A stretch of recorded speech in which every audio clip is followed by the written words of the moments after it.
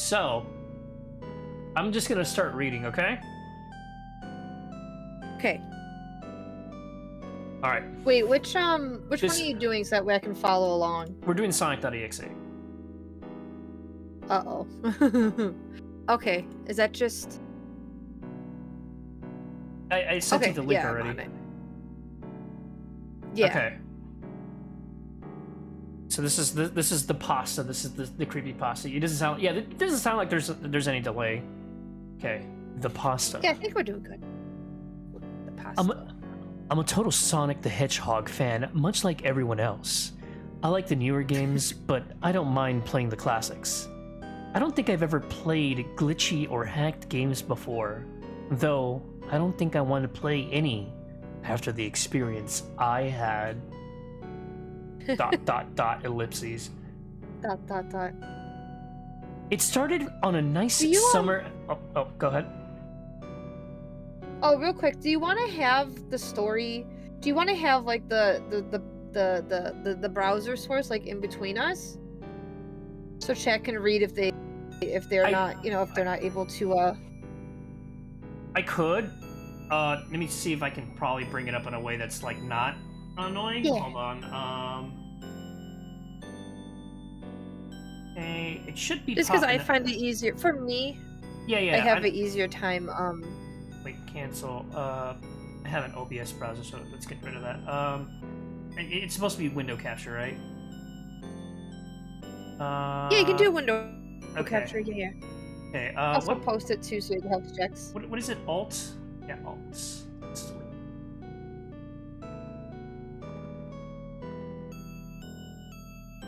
Okay, then you can crop it a bit. Fandom. We got ad blocker for him, so he doesn't have 20,000 things screaming at him. Is it readable? I guess it's readable from here, right? Yeah, that's great. I can crop there we go. A little bit more. Oh wait, wrong thing. It's alt, right? So if I... Yeah, it's alt. There you go. I think that's okay. I'm sorry, but I'm not going to take this seriously because it's Sonic.exe. No. It's bad. It's bad. Okay. Oh, it's bad. Yeah, it's really bad. This is why I wanted to start off with this. Okay. So we're starting from over here. Okay. It started on a nice summer afternoon. I was playing Sonic Unleashed. I liked how you get to explore the towns in it, until I noticed, out of my peripheral vision, that the mailman had arrived and put something in my mailbox as usual and left. I paused my game to see what I got in the mail. The only thing in the mailbox was a CD case for computers and a note. For computers. CD case for computers. I took it inside. I looked at the note first and realized it was from my dear friend Kyle. Let's just call him that. Whom I hadn't heard from in 2 weeks. I know that because I recognized his handwriting.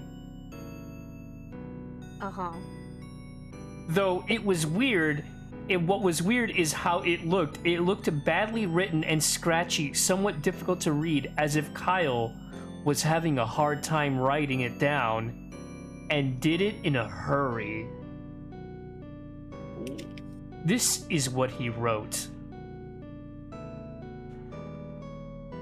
Tom, I can't take it anymore. I had to get rid of this thing, and somehow... I had to get rid of this thing somehow. It was before it was too late. And I was hoping you'd do it for me. I can't do it. He's after me. And if you don't destroy this CD, he'll come after you too. He's too fast for me. Please, Tom, destroy this godforsaken disc before he comes after you too. It's too late for me. Destroy the disc and you'll destroy him, but do it quick. Otherwise, he'll catch you. Don't even play the game. It's what he wants. Just destroy it, please. Kyle. It's what he wants. It's what he wants. Well, that was certainly weird. Oh my god. Even though Kyle is my best friend and I haven't seen him in 2 weeks, I didn't do what he asked me. I didn't think that simple gaming disc would do anything bad to him. After all, it's just a game, right? Boy, was I wrong about that. Anyway, I looked at the disc and it was like any ordinary computer CD-R disc. CD rewritable disc.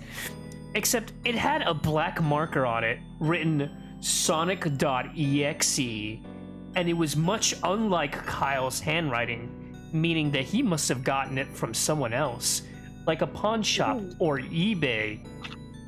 eBay? When I saw Sonic written on the writing of the CD, I was actually excited to play it, since I'm a big Sonic fan. I'm a AA big Sonic fan. I'm a Wow. big Sonic fan.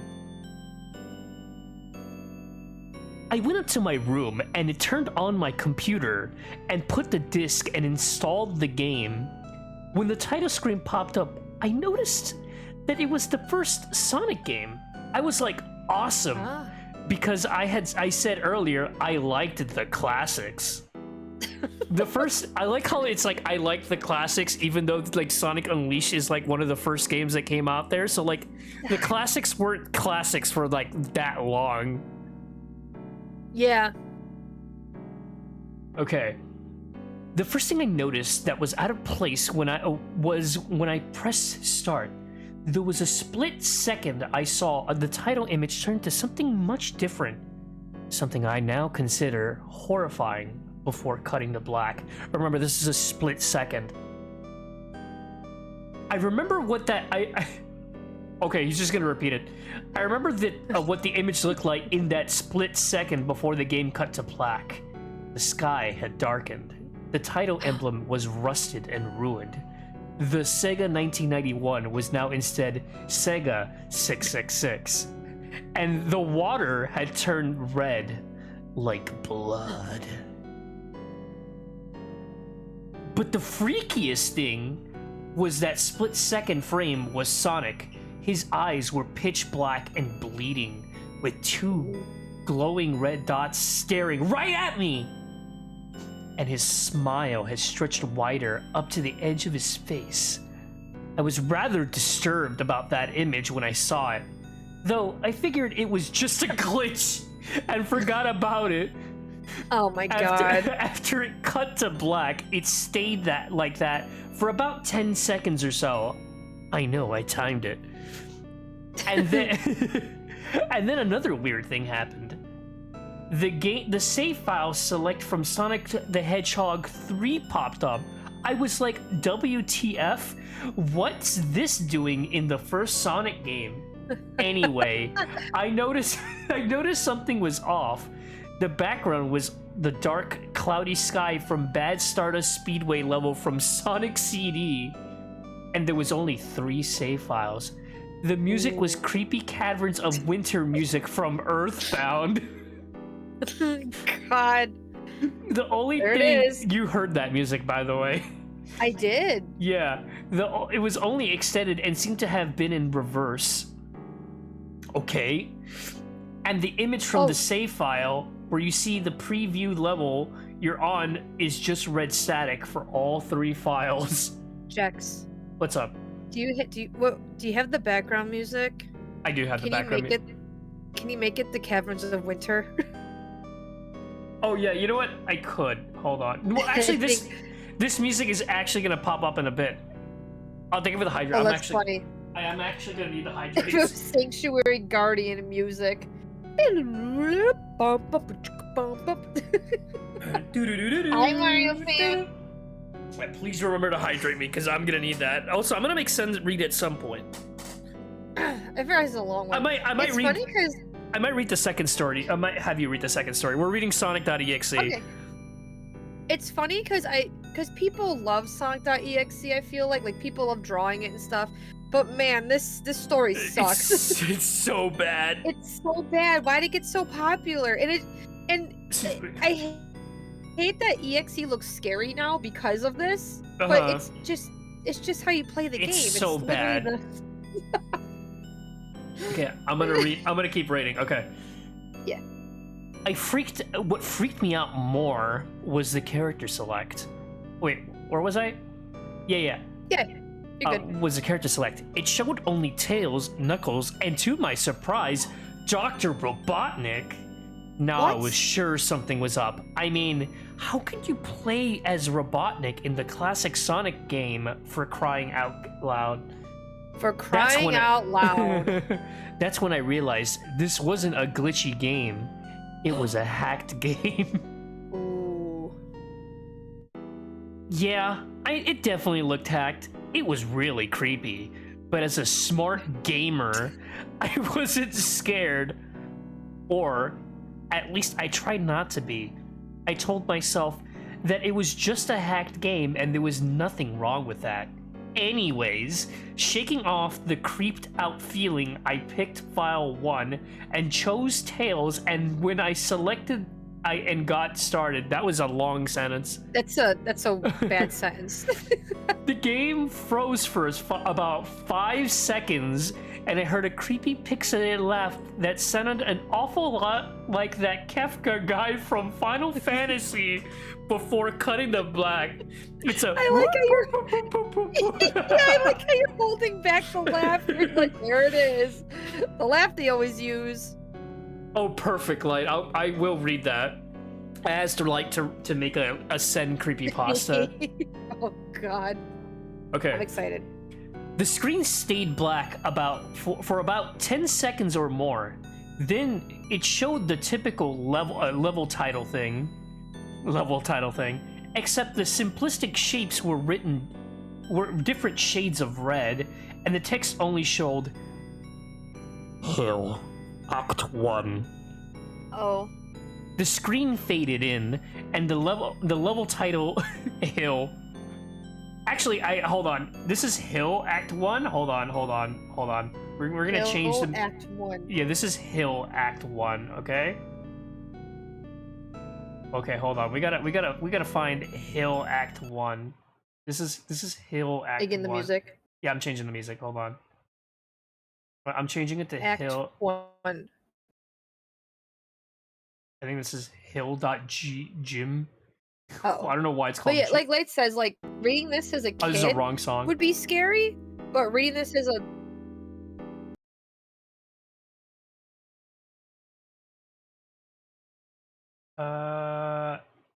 where is it? Hill.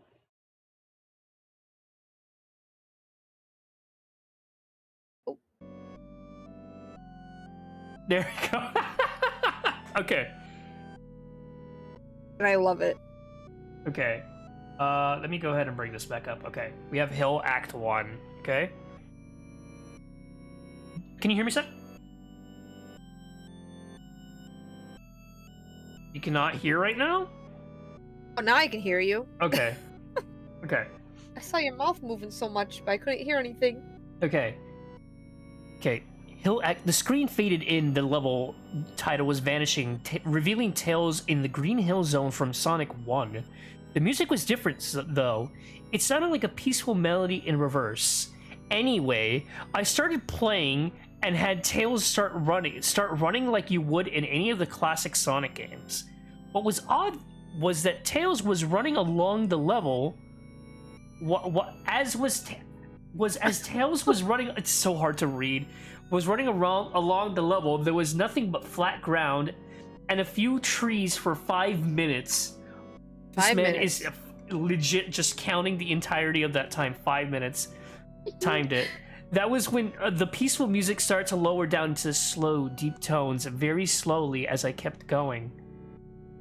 Suddenly, I saw something and I stopped to see what was.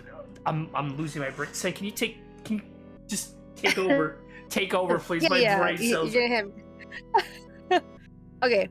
I suddenly saw something and I stopped to see what it was. It was one of the small animals lying dead on the ground bleeding. That was when the music started to slow down.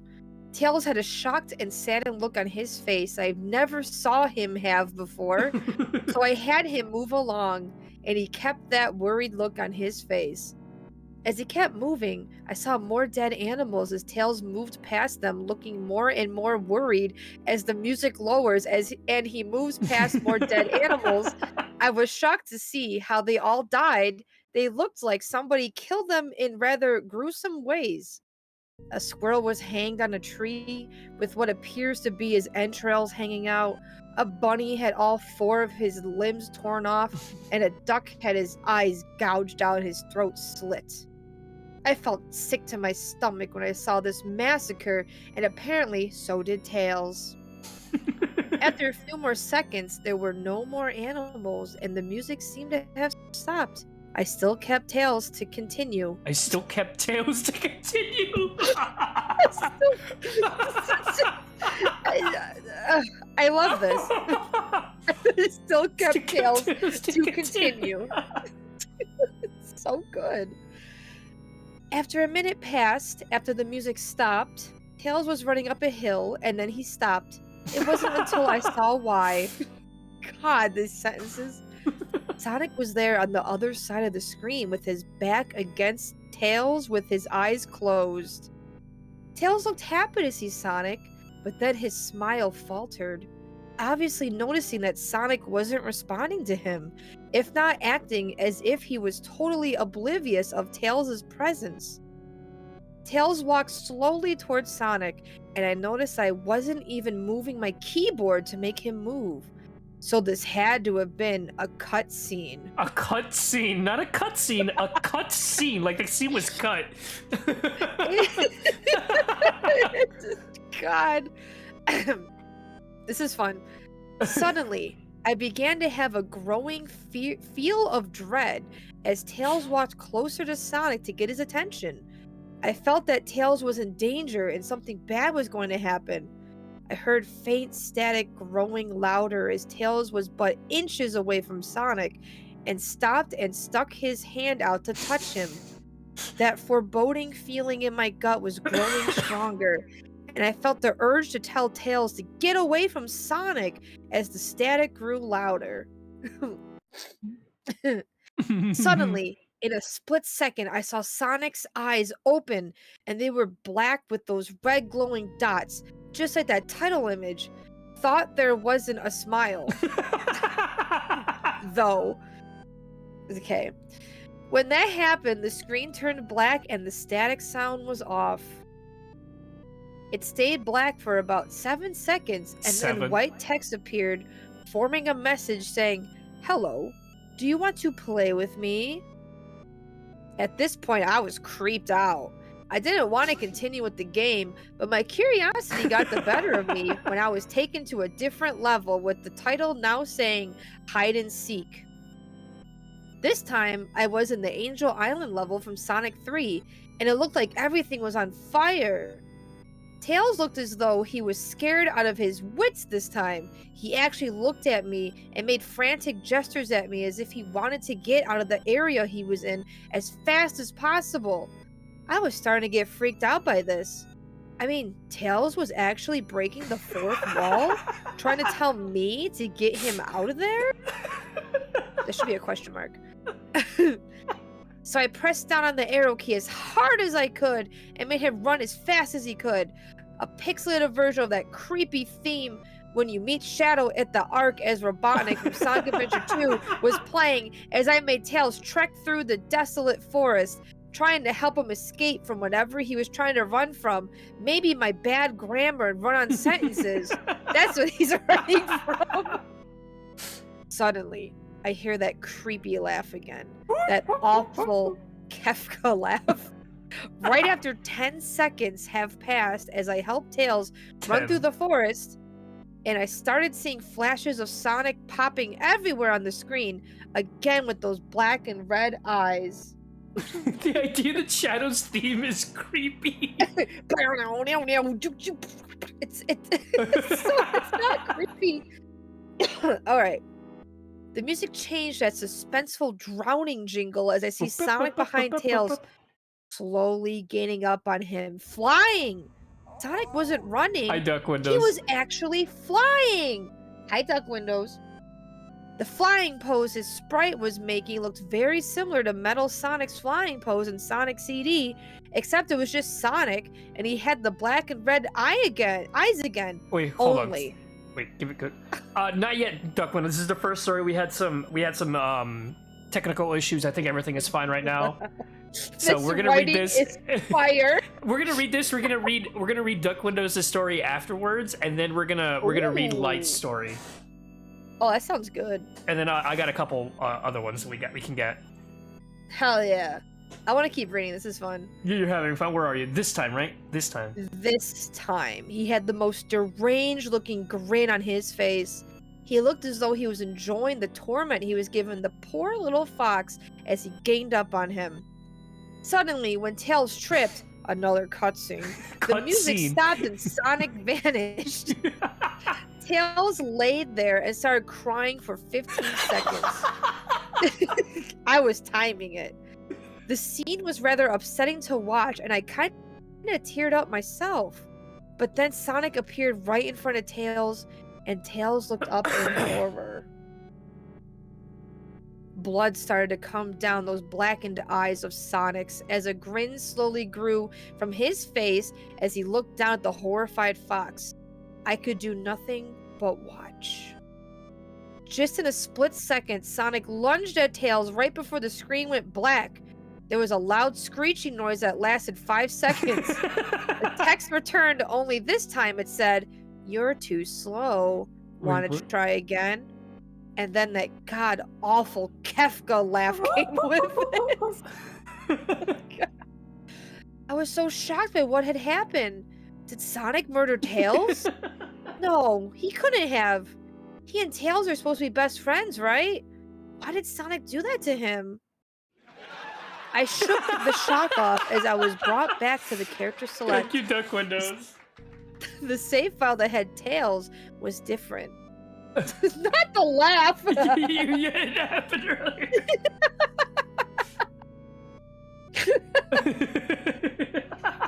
Guys are funny. Tails was no longer in the box itself, but in the TV screen itself, which was flickering with that red static. Tails' expression scared me. His eyes were black and bleeding, his orange fur had gone black, and he had an expression of anguish on his face.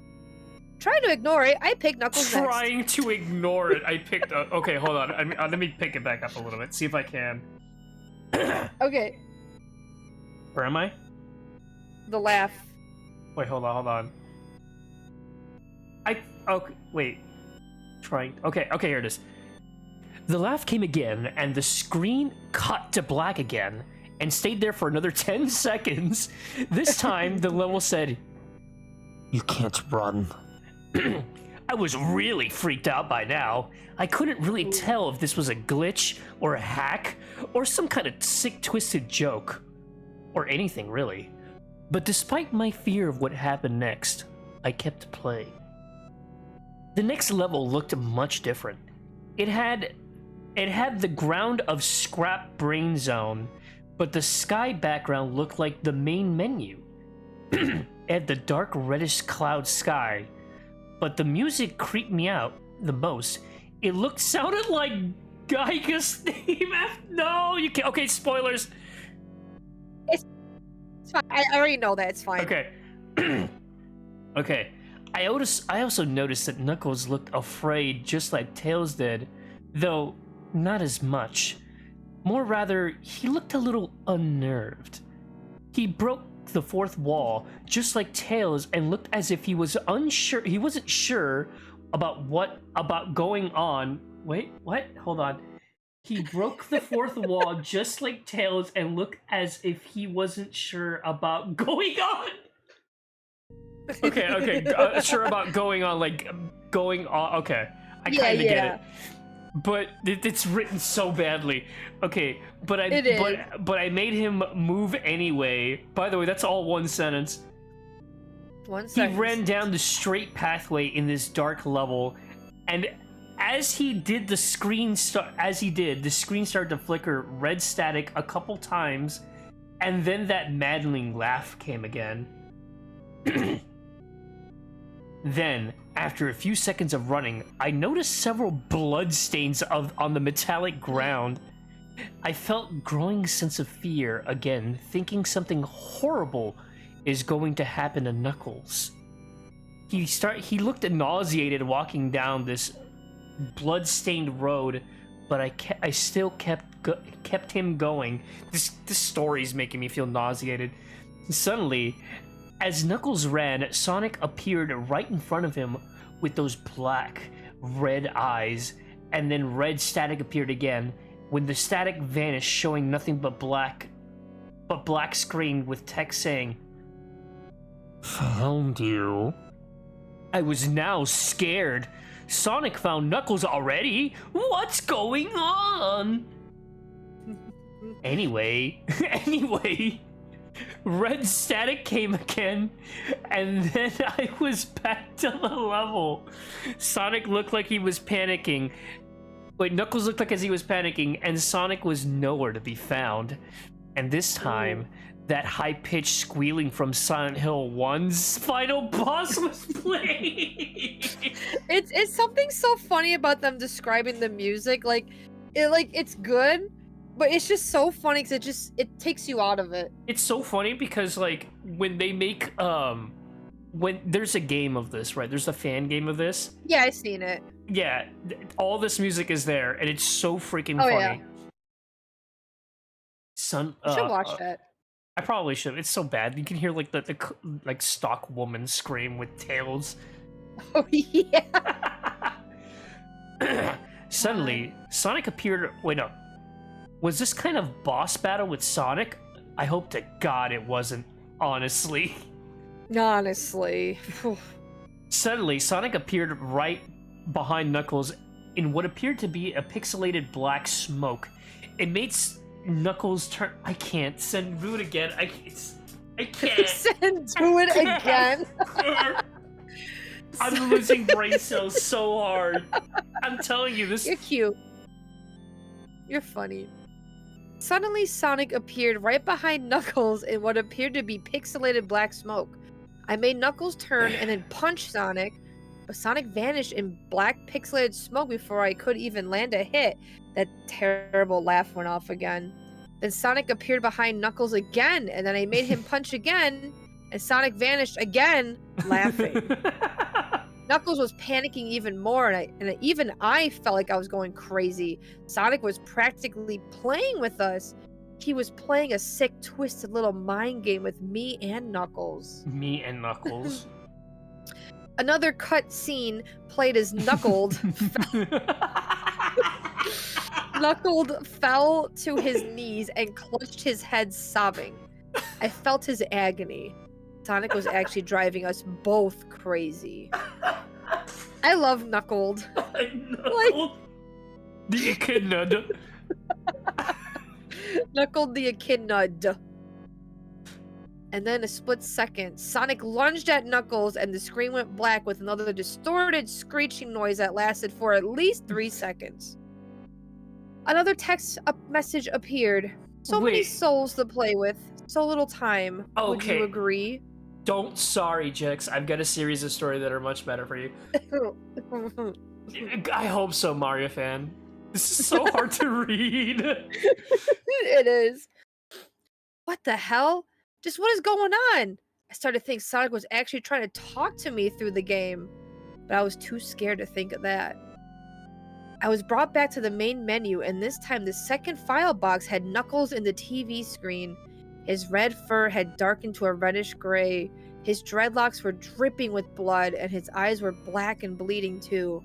And he had the look of sadness on his face. I began to think that those are the actual characters trapped in those TV screens on the save files. But I couldn't believe it. I didn't want to believe it. Oh wait, I am using Fandom, by the way. I'm using it now because I have a ad block. Yeah. So I shut off the game and took a break. I took a nap, wish I hadn't, because I then began to have the most disturbing nightmare. I was in the pitch black darkness, though I was under the light given off by a lamp that hung high above my head.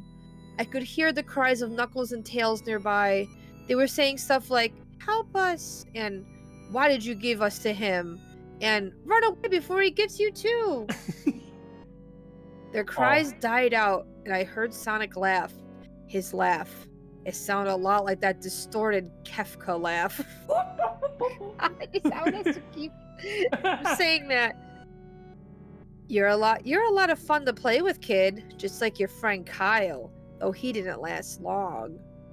I was scared and looking around for the source of the voice. Won't be long until you join him and all my other friends. You can send me the link, Mario. I saw him walking toward me, flickering in and out in several directions. You cannot run, kid. You're in my world now, just like the others. When he grabbed me, I saw his bleeding black and red-eyed, grinning face. I woke up with a fright. All in one sentence, by the way. Wait, so After before a couple you go, of hours, hold on. Before you do, hold on. I'm gonna do this, and then I want to see how. Oh my. Okay, we're not that far. We're not that far. We're getting there. Okay, go ahead. Okay. After a couple of hours, I decided to continue playing the game. I don't know why, but I had to know. I had to figure out why this was happening. So I turned on the computer, turned on the game, and selected Robotnik next. I still thought that was real quick. Let me change the music. I'm gonna change the music one more time, just because we're going into the part where like this music plays. I'm changing it back. Yeah. They had to make this in classic Sonic because Shadow would have been able to beat him. Probably. Shadow's very powerful. Okay, you can go ahead. Where is it? Okay. I still thought that was wacky, playing as Robotnik. But anyways, the level title appeared again, and this time it said ... which I found really freaky. Really heckin' freaky. That or Silver? Silver probably could. This time I was in some kind of hallway. Didn't really look like it was from any of the classic Sonic games, though it has the pixelated style. The floor was shiny and checkered. The walls were a dark grayish purple with animated candle lights, possessive, and a few dark bloodstains here and there. And there was a dark red curtain hanging above on the top part of the screen. Every 12 seconds or so, that red curtain sways very slowly, but whenever you're playing the game, you can barely see it move. The music was oddly pleasant, a piano playing a rather sad yet peaceful song, and I knew better. This was the song that played in Hill Act 1, only it wasn't in reverse. Robotnik didn't look entirely nervous like Tails and Knuckles did, but he did have a suspicious look on his face, as if he was just a bit paranoid. Sus. He did a little animation when I just left him standing. He turns his head to the left, and then to the right, at least twice, and then shrugs at me, as if he has no idea where he was or what was going on. Even though I was scared out of my mind about what was going to happen.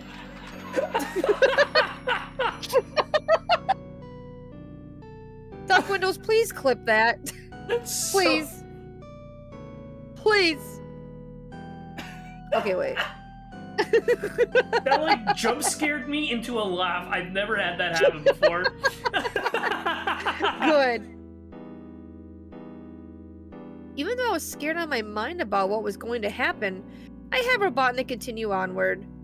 He did his usual running animation. You know, when you've beaten him at the end of a classic Sonic game and you chase him. As we continued going through the hallway. Then I stopped at a long flight of stairs leading downward. Now I was nervous.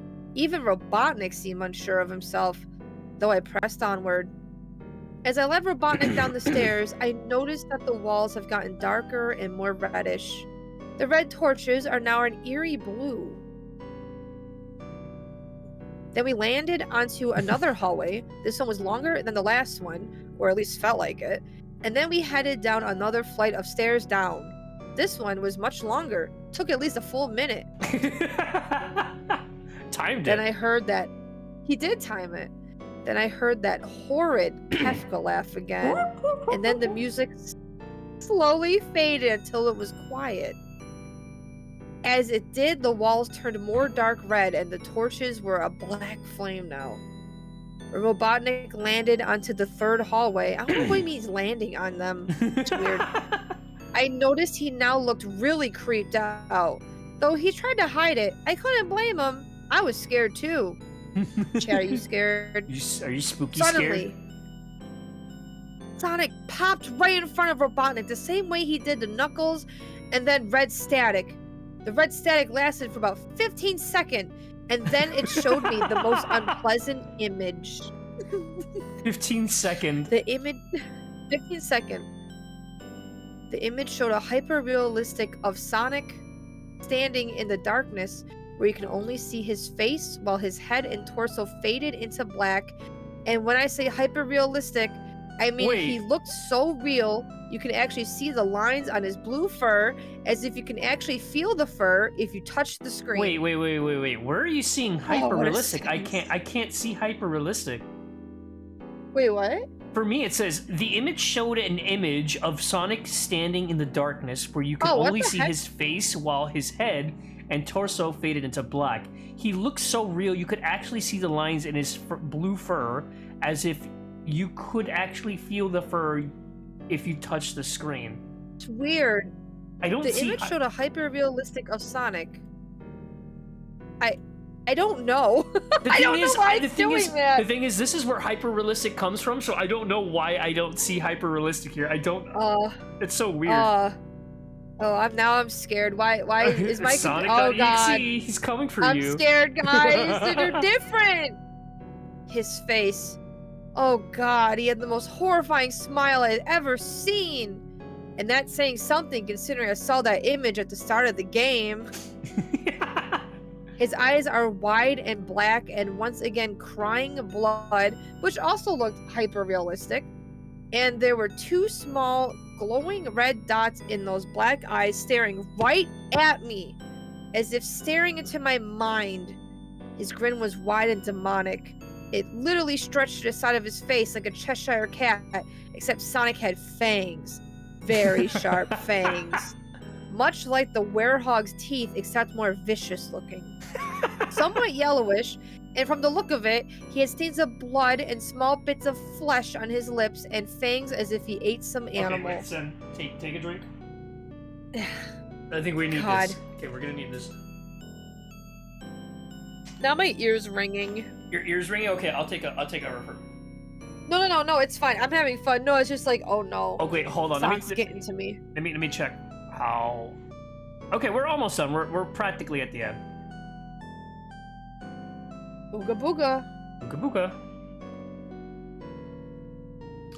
Do you want me to start, or should I? Or should Oh, you? I want to read some more. Okay, you can go ahead. I stared at that gruesome image for a good 30 seconds, never taking my eyes off it. I felt as if he was actually looking at me, smiling at me. That face, it just took 10 seconds for it to etch itself into my brain for good. That was one sentence. That was one sentence.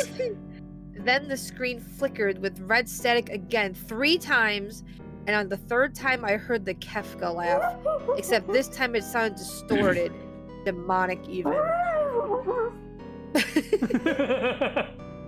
It went back to the image again, except this time there was the text again, though it was messed up. But it was pretty much one of the most horrifying things I looked at since I had this game. I am God. It was when I read that message while looking at Sonic when it hit me, I realized right there and then, this Sonic was a monster. A pure evil, sadistic, all-powerful, nightmarish, demented monster. And all of his victims, including Tails, Knuckles, Robotnik, and possibly Kyle, are just his little toys. Kyle. And the game is the very gateway into his chaotic, nightmarish world and the very hell his victims are trapped in. What took him so Suddenly, long? in an actual split second, I Thank you, Rekka. screamed as Sonic lunged at the screen, screeching loudly with his mouth wide open to an unnatural length, revealing nothing but a literal spiraling abyss of pure darkness before the red static came again. This time much louder and distorted, so loud that it hurt my ears. I yelled and grabbed my ears as the red static screeched for a good 7 seconds. 7 seconds. Then it stopped and showed nothing but black screen. But black As I screen. As I sat there staring at the black screen, one last text came up. Ready for round 2, Tom? The Kefka laugh, now sounding more clear as if Sonic was right behind me, played again 3 times as I looked at the text in shock and confusion. Then I got booted back to the main menu, and this time the third save file had the TV image of Robotnik in the same tormented state as Tails and Knuckles. Robotnik's skin turned a dull gray, his mustache drooped and had blackened. His glasses broke, and blood is coming from them, and he had a mere dead-like expression on his face. I looked at Tails, Knuckles, and Robotnik, and I cried a bit. I pitied them for the agony they're going through. They were forever trapped within the game, forever tormented by that horrid hedgehog, and always will be. Then the computer shut itself off. I couldn't turn it back on no matter what I did. I sat there for maybe 25 seconds, horrified by what had just happened. Sonic is the very embodiment of evil. He tortures people who play his game in more ways than one, and then he gets bored. And then when he gets bored, he drags you into the game, literally drags you to hell, where he can play with you always as his toy. I can't get the game out of my computer. I think it's stuck in there. But at least I managed to turn it back on now. Wait, what? After Okay. I sat there for 25 seconds, I heard a voice right behind me, like a whisper. Try to keep this interesting for me, Tom. I turned around to see where the voice came from, and what I saw made me scream. Sitting on my bed, staring right at me, was a Sonic plushie, smiling with bloodstains under its eyes. And that's the end of Sonic.exe. What do you when think was about this that? written? This was written, hold on. I think there might be a thing. This is like early. Oh, it says the story inspired by the image 2011. Yeah, I think it was probably August around a that year, game based upon, followed by time. Masterpiece. oh my god, PewDiePie did a playthrough of the game based on it, and it got a lot of views. Oh yeah, no, Oh. the playthroughs of this were massive. Where are they now? Oh, it's awful. Actually, don't actually talk about the creator of this. They're a terrible person, and they need to be Oh, mocked for their writing. okay, yes, we can mock them then. That's totally fine with me. we could absolutely mock them. Absolutely terrible Good. person. Terrible. Terrible person, and then like they are very like my You know what? my writing Yeah. is so good. That's what they think. Because They're I like, remember seeing Sonic EXE like put in one of those like they'll have the fictional characters be like, we're not associated with the people who created us. And I never understood why Sonic EXE was there, and now I do. Because I mean, I don't know what this person did. I don't want to know, but I would yeah. say very bad things if I remember correctly. I don't exactly Yeah. know, but I know that they're pretty bad. Okay. not a good person. So Duck Windows sent me. Okay, Duck Windows has, I think. Is stream okay for you guys? Yeah, chat, is stream doing okay?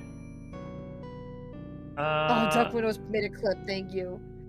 Live Sonic EXE reaction. So Duck Windows sent me a Mario Kart one. I'll send it to you as well. This is Mario Kart Ooh, 64 Mario driven. Okay. So I will be changing the music as well. I'm gonna send it to you, Sam. This is a Mario Kart Ooh. one. We need some slowed down Mario Kart music. Oh yeah, no, don't worry. I'm gonna put like just regular like this music. There you go. Spooky. You like that, chat? Yeah, let me Okay. go ahead and bring this up, and then I'm gonna extend the window a little bit just because. Oh wait, hold on. It's a little bit, and then over here as well, because it's like a bigger. Oh my god, it's way bigger. It's kind of covering this up. Let me go ahead and just make it. Oh, okay. It's a dark theme for the page. Oh. I'll put it Let me up do here so it's a Okay. little easier. Okay, Yeah. a little easier. Okay.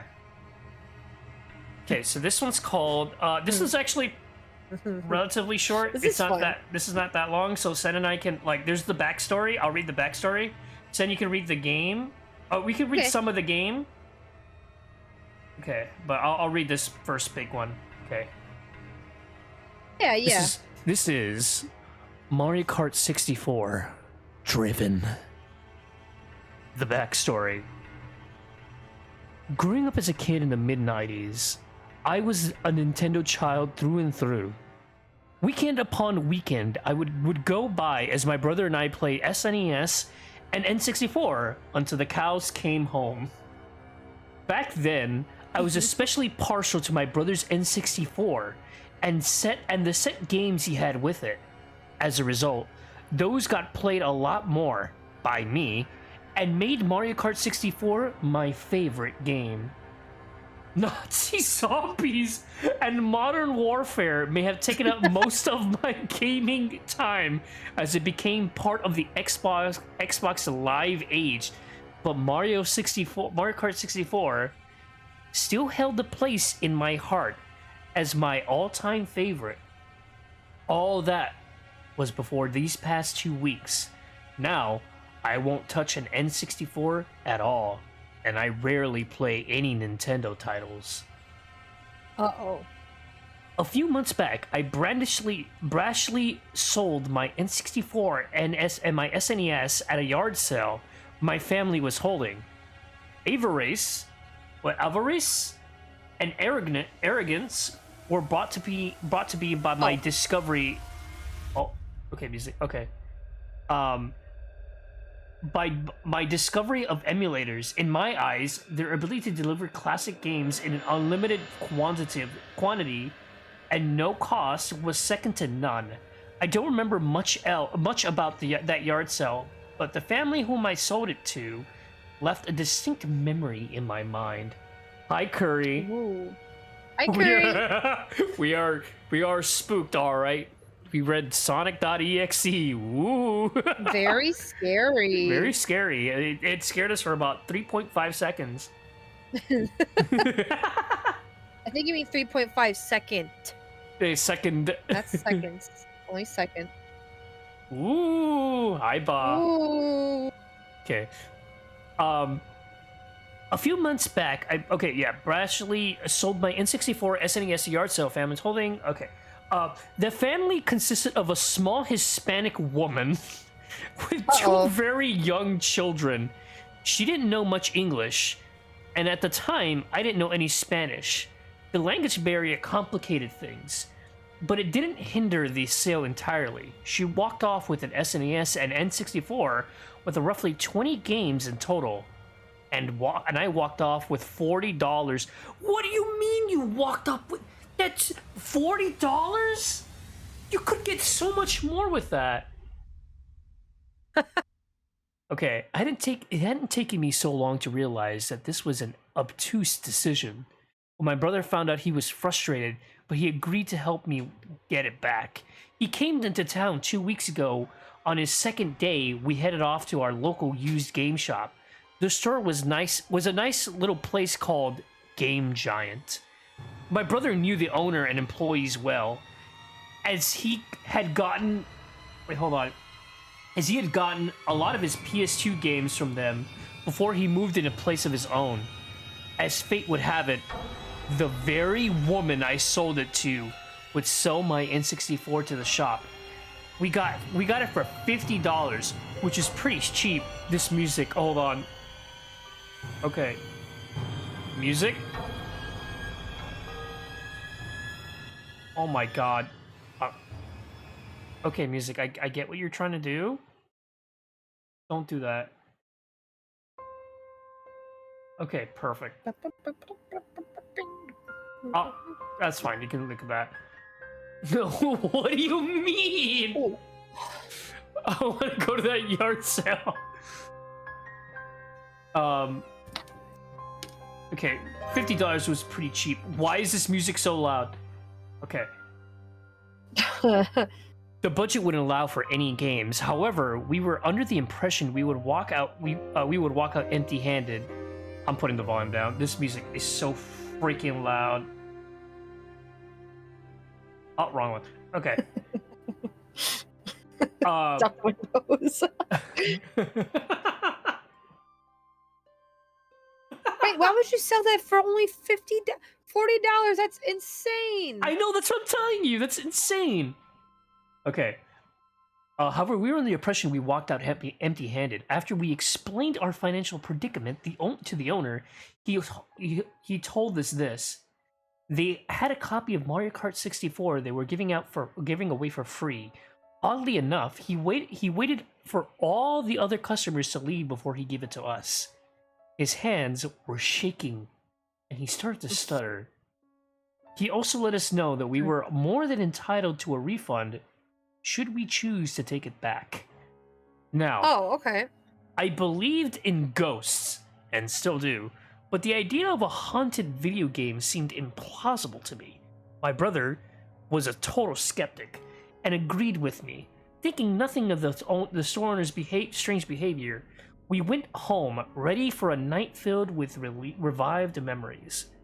We arrived back at home at about 4 p.m. Versus was our first order of business. I chose Toad, and my personal favorite from childhood of his unparalleled acceleration. My brother chose Luigi, his personal favorite because he's fastest of all the medium weight characters. Shells were tossed and bananas were thrown until 6 o'clock. We had dinner and we delved into the Grand Prix races. Okay, now you can read. Ooh. Now you have a game. Okay, so you're getting an ad break in 2 minutes. Do you want to let the ads go? I would like to do a P. I think we should do a BRB. Yeah, we should do a BRB. Yeah, we're gonna do a P before we get into this. Yeah, we're gonna do a quick We can BRB. grab our snackies and water and everything.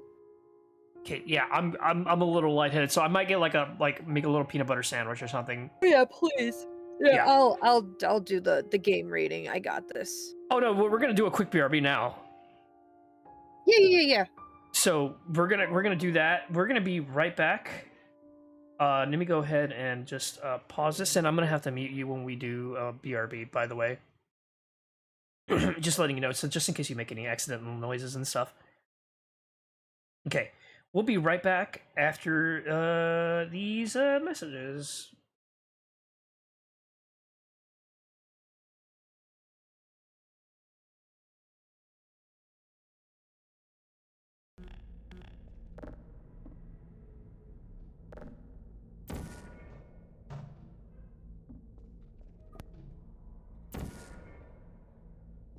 Forever!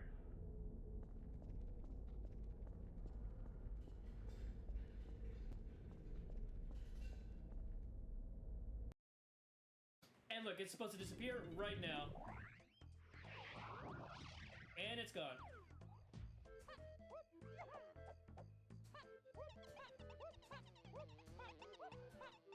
Can someone clip that, by the way?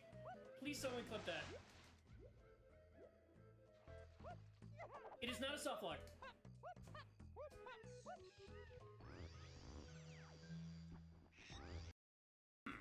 Uh-oh. So, Dixie has a birthday cap on her head. Alice has, like, me right in front of him, or right behind him, so Saf would be covering me, right? And if Saf was on my head... I think he said someone's curry to go was in the toilet. You're lucky you didn't get shared. Why are you digging in the toilet? Yeah. money out. I'm just putting it... Oh, there you go. There we go. Yeah, you left Harley behind. You left Harley behind. You No. left.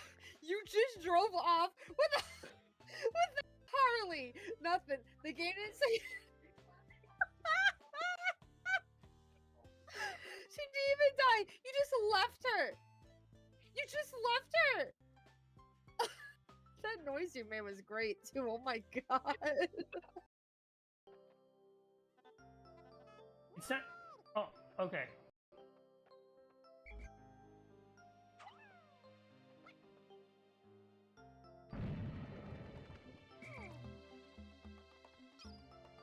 Okay, I used that camp. There you go. Now it's better. Where are the other bombs?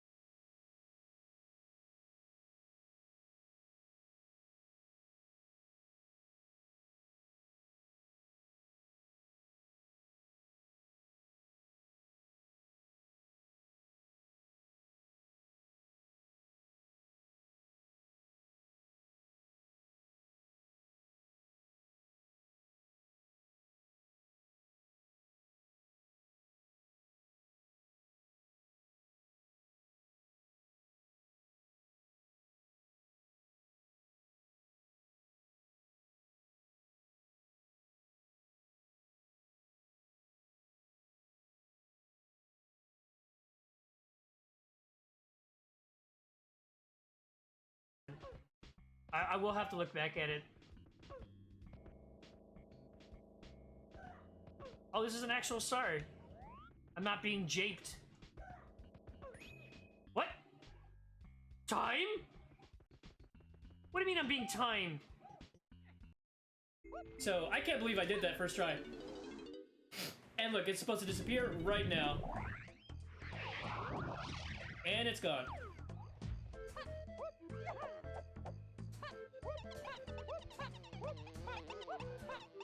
Can someone clip that, by the way? Please someone clip that. It is not a soft lock.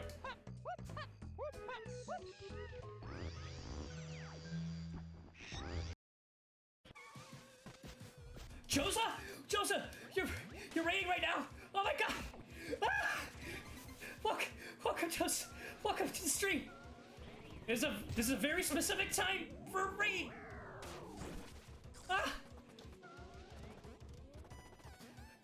Ah! Get it! No! No, I lost! Welcome, Raiders! Ah! Game! In fact, cannot speak.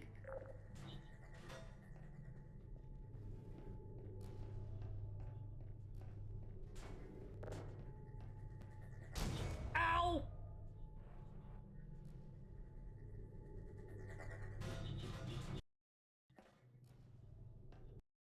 Like F this garage. Oh, this is not. Look, man. look. I don't want to be here for your kinks. Snake. Hold on. Let me just use my instant transmission again. Okay. I'm here again.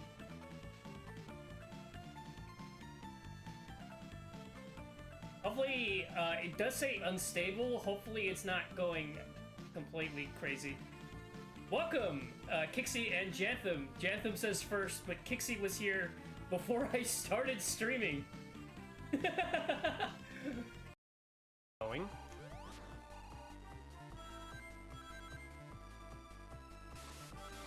Wait. Did you see that? See that maneuver?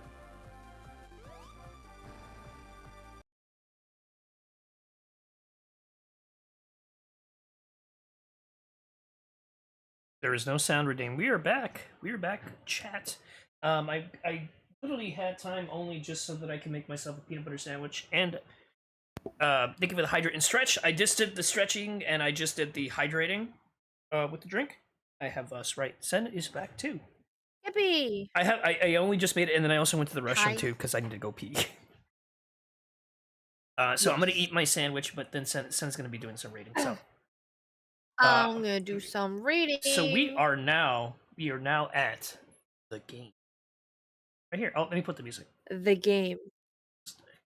What music do you have playing right now? I have Kevin McLeod, or McLeod, or whatever the last name.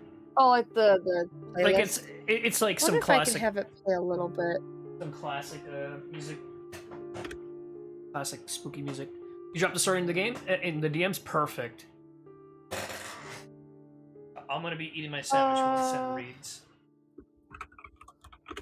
I'm gonna find his spooky music so I can just have some music in the background too. Make sure you guys can't hear it. Okay. Alright, we ready? Yeah. Chat, you ready? Okay. Oop, loud. All of the cups were completed on gold. Whoever played this game was pretty close to getting everything, as the only things left to complete were the reverse cups. It wasn't any fun to build on someone else's file, so we went to data to clear it. The lap times all read the same. 6 minutes and 66 seconds. Not only was this really creepy, but also really illogical. How could someone get a perfect Grand Prix record with trial times like that?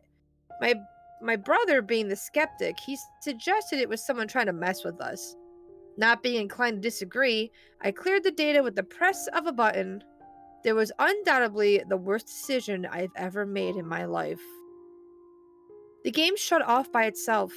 Only static could be seen and heard for a good 5 minutes.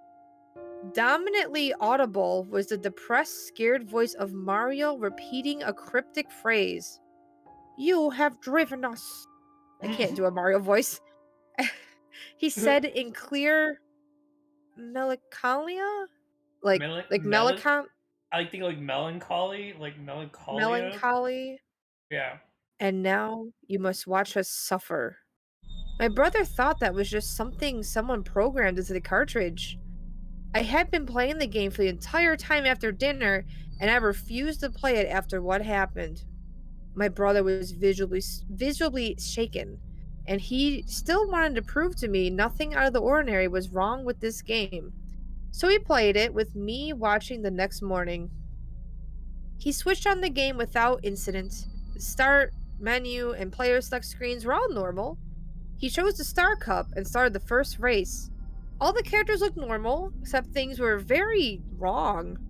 The borders on the sides of tracks didn't display their usual Wario Stadium. Instead, they read, "You will pay."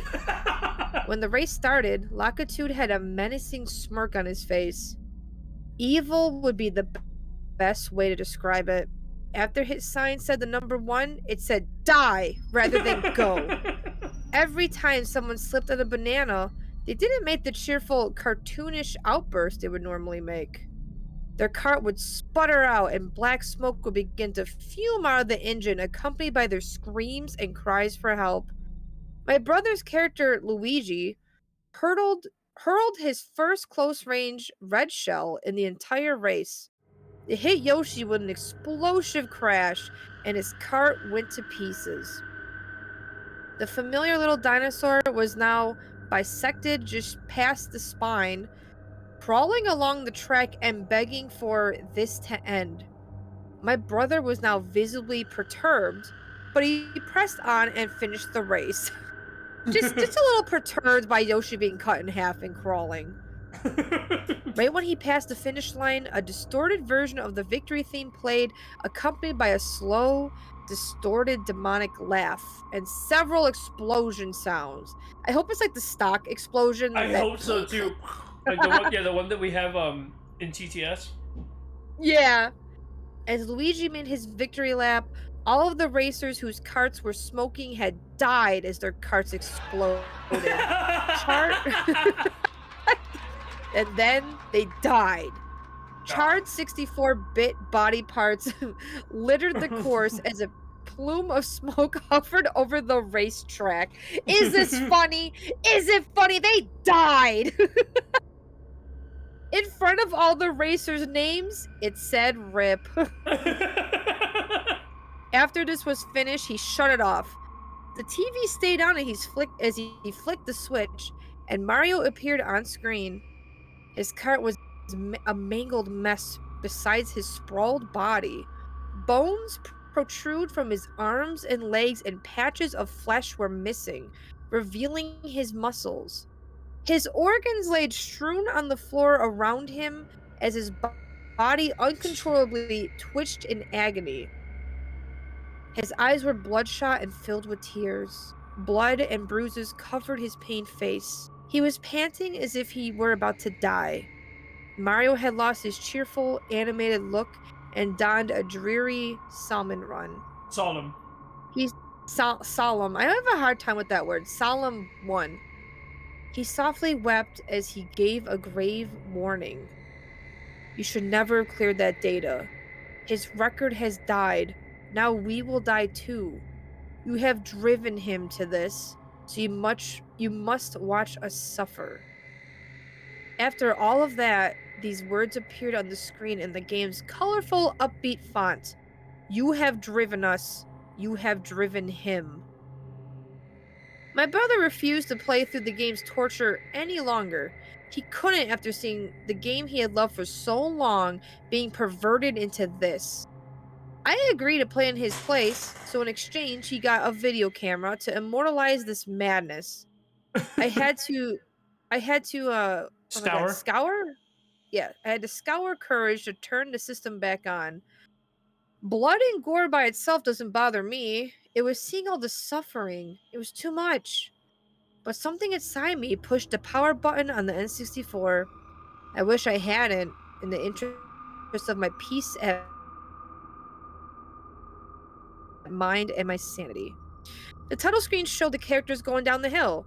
Donkey Kong was splitting Luigi's skull in half with a buzzsaw, as opposed to hoisting up a green shell. What? The look on his face wasn't one of mischief either.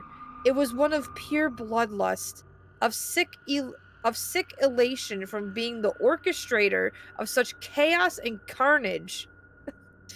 Peach, Yoshi, and Mario had looks of primal fear at the scene, obviously trying to drive away. A cloudy lighting muddled sky replaced the mild orange sunset. Flames danced in the distance at what sounded like a heartbeat played in place of the cheery soundtrack. Ew. The exuberance. I completely lost where you were. Oh, it's hang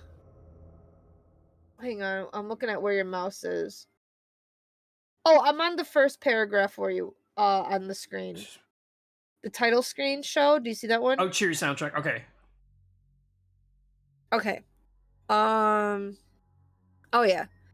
The exuberant, excited "Welcome to Mario Kart" was replaced by the sobs of Mario. The entire sight disgusted me, but I managed to press start. I like how Luigi's is dead. Like, oh wait, this is the song. Wait, this is like the Creepypasta song. I need to put this on repeat. This is called Aftermath.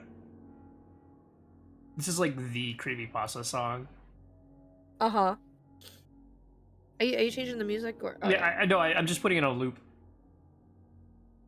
Okay. Let me know when you're good. No, you're good. Okay. The game catapulted me straight into the player select screen. The facial expressions of the characters had all drastically changed. All the good characters, Mario, Luigi, Peach, and Toad, had an expression of utter horror on their faces. Some shook their heads nervously, while others remained completely still. Bowser, Donkey Kong, and Wario were unanimously showing bloodlust. Not a playfully menacing look, but one of pure greed and evil. I moved over to Toad and selected him. Oh wait. What? Oh, Toad.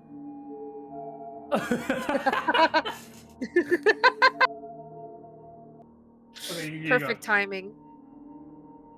Instead of his happy trademark, wahoo, he started to weep mournfully. I was starting a race on a more dejected than usual version of Bowser's Castle. The music was the same, except it was lower pitched and much more ominous sounding. It sounded so creepy, it disturbed me. The first thing I noticed is that Peach was missing from the starting lineup. Lakitud had an even more nefarious looking expression than he did earlier in the Wario Stadium race. The same disturbing introduction produced itself once again. Bowser lost. 3, 2, 1, die. All of the cars sped past the bridge. A flame-shooting statue of a demon stood in the place of where Bowser would normally be. Bowser, Wario, and Donkey Kong all veered off to take their place next to the statue. An audible conversation could be heard, the satanic figure speaking in tongues not uttered by mortal men. All three of the villain characters appeared to be able to speak and understand this archaic language. Suddenly, a burst of flame shot out and killed Luigi. Luigi. The three characters laughed in a sick tone, a tone that implied they were loving the sight of such dismay. Luigi's flesh was charred, and his muscle was exposed in many places. As the villains all laughed, the demon repeated that cryptic, The timing is reoccurring so message. As the villains all laughed in the music. Wow. Wow. So good. Guys are so funny. You have good. driven us. Peach's fate was soon dismally apparent. As Mar and I drifted to the corner to evade the deathly torch of the demon's breath, I spotted her behind the bars of the Womp cage. She was tied to him with thick rope. Her eyes were missing their sockets as she cried blood. Thick, coagulated blood stained the entire front of her dress. Every time the greenish rock thumped the ground, she threw up blood, creating a pool that filled up the entire bottom section of the translucent torture chamber. Through her torture, she emotionally choked out the resounding message. You have driven them. It's actually nasty. See, With hold the on, final thump, okay, pieces of... Oh, No, I was just checking how far we're in. okay. Okay, we're pretty With far in. With a final thump, pieces of her body went flying everywhere. I'm confused. Wait, so she was tied? She's tied to the you know like that green thwomp. Everybody calls him, I think, Marvin. You ever give him the nickname Marvin in the Bowser Wait, level? a green... Yeah, there's a thwomp? yeah, there's a green thwomp. I think just type down like Marvin. I think Marvin the thwomp. I think the thwomp is green because of the lighting of the area. Oh. But it's that specific. Hi, Seth. Marty, Hi, Marty, Seth. Marty, not Marvin. Marty? Marty. Yeah, Marty. Marty the thwomp. You missed Sonic.exe oh, sends great. first. You missed Sonic.exe. We're gonna read lights afterwards. I might do like a mini one, and then we'll get Mario. Mario fans. I have a super short classic that I'd like to read. I know Seth would like it. Okay, then we'll read that one too. It's very short. It's because Okay, I know. I see Marty. It's because I see.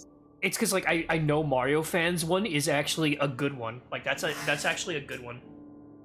Uh-oh, scary. Oh, oops. Okay. Okay. One second. I'm just We are after So she you was have driven tied them. to the womp.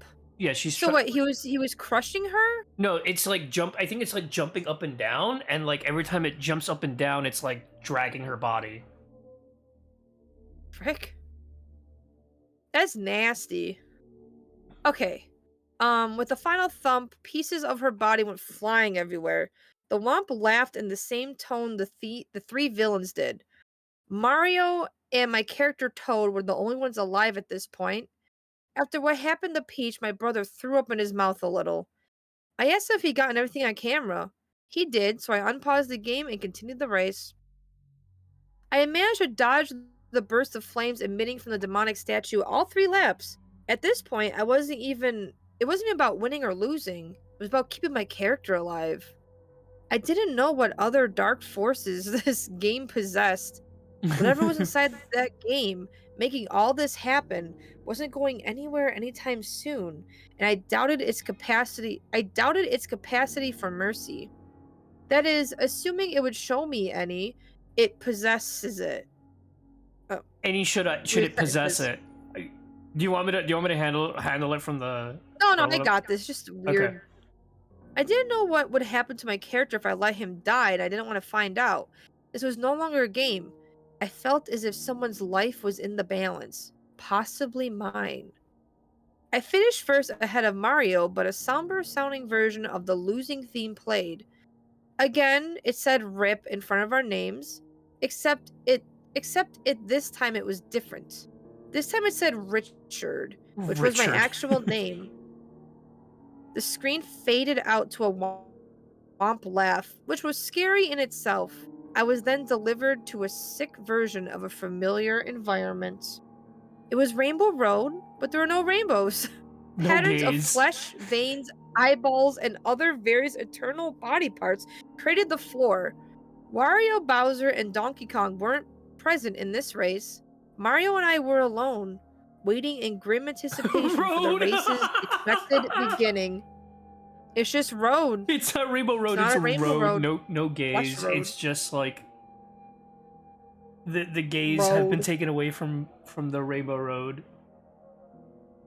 Our carts left tracks of blood. I went down the long track at the beginning. Mario performed a special trick. If you hop right before the drop gets steep, your cart will fly above everyone else's, and you'll have a slight advantage. By the way, that's true. When I used to do Mhm. that. When Mario hit the ground, his wheels flew off his cart.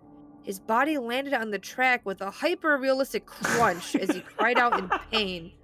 His legs and arms were broken, and he pleaded with me to end it. He yelled out to me as I passed, "Run me over, end my suffering, drive me." Drive me. The sky was filled with the stars as usual. The music that played was sped up, backwards rendition of Royal Raceway's soundtrack. What? Oh. Laughing at Mario's agony. He's like, The neon signs. run me over into my suffering, drive me. Oh no!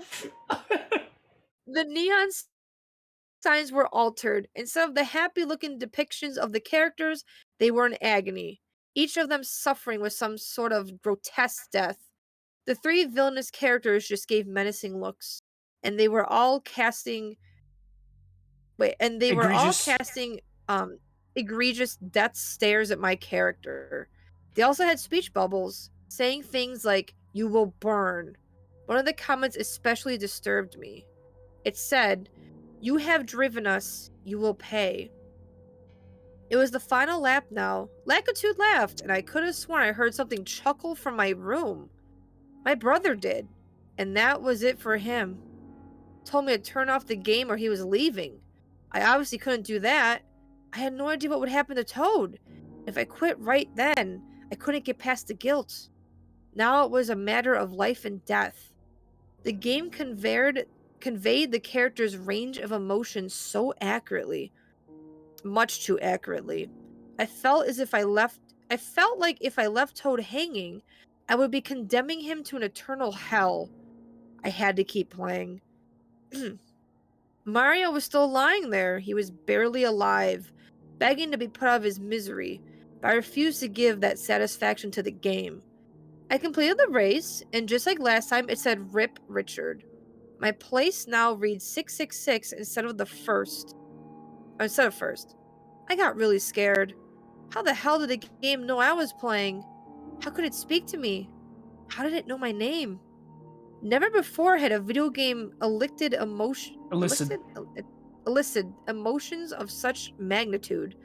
Elicited fear so primal.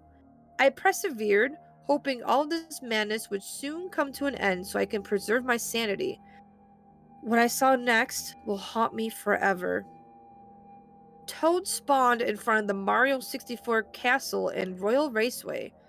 All the greenery was ablaze, and the waterfall filled the surrounding moat with blood. Macabre? Macabre, yeah. Macabre figures could be seen in the distance. What does that mean? I don't remember. I the just know how it's said. sky was black and filled with lightning as bursts of lava erupted in the distance. Where the yellow sand should have been laid the flesh-like ground I encountered on Rainbow Road. I legitimately feared for my life at that point. This place looked like hell. No, it was hell. It had to be pressing on and gripping terror as I approached the winner's podium as blood flew up at me. Bowser was in first, Donkey Kong in second, Wario in third. They were all laughing as the fire-breathing demon from Bowser's castle stood behind them with a greedy smirk. The floating fish was above, but the floating fish? A look of stark blood. Oh, the eel?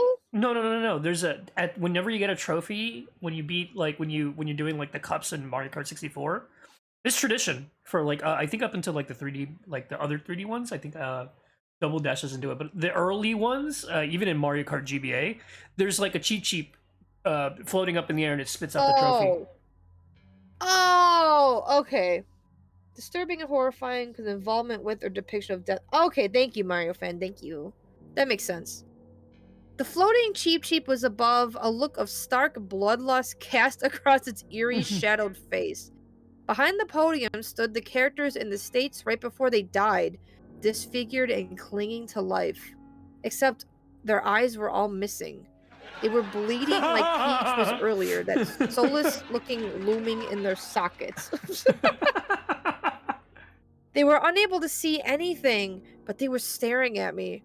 Their faces no longer displayed expressions of suffering or anguish. They were blank.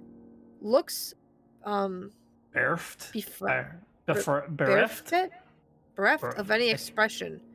You have driven us, they said as one. Suddenly the swelling noise was made, as if the trophy was about to come out. Instead, it was much different. Blood went everywhere as a huge sword came down and sliced Bowser in half. What the frick? The demon tore apart everyone else as Toad watched. He spared Toad for some reason. At that moment, Toad turned to face the screen, his eyes now profusely bleeding and soulless. He chanted in unison with the demon beside him. You have left us. You have damned us. You have driven us. The game then shut off by itself. I tried removing the cartridge, but it burned my hand. Xander, thank you so much for the raid. Xander, Kami. We were just finishing a creepypasta. How you doing? Let me go give you that shout out. Sen is helping me read. How you doing, Xander? You're playing Thousand Year Door? Rock was rocked and grub the nuts. Yippee! Okay. That's funny. So we're currently reading Mario Kart 64 Driven. And it is very quote unquote bloody and hyper realistic. And the same phrase over and over again, you have driven us. You have driven us. I'm comfy. I'm in a blankie. Okay, Sen. Hi, Greg. We're almost done. Almost done with this one. Okay, you guys want to hear how it ends? The game then shut off by itself. I tried moving the cartridge, but it burned my hand. It was steaming on the surface, so I took a nearby sweater and threw it on my driveway. I got my brother to burn it with me. While it was burning, we decided to see if the footage had been properly captured. The video had disappeared. My brother said he stopped the recording within the limit, so it should have been there. All we found was a single picture. It was a portrait of Mario crying blood as he did in the game. It read, "You have driven us," at the bottom. As the outer plastic melted from the game shell, the sounds of screams came from my room. I ran to my room to see what was going on. The door to my bathroom was open. Walking in, I was pushed to the point of tears. My sink was filled with blood. Written on the mirror were these words: "It will never end. You have driven us."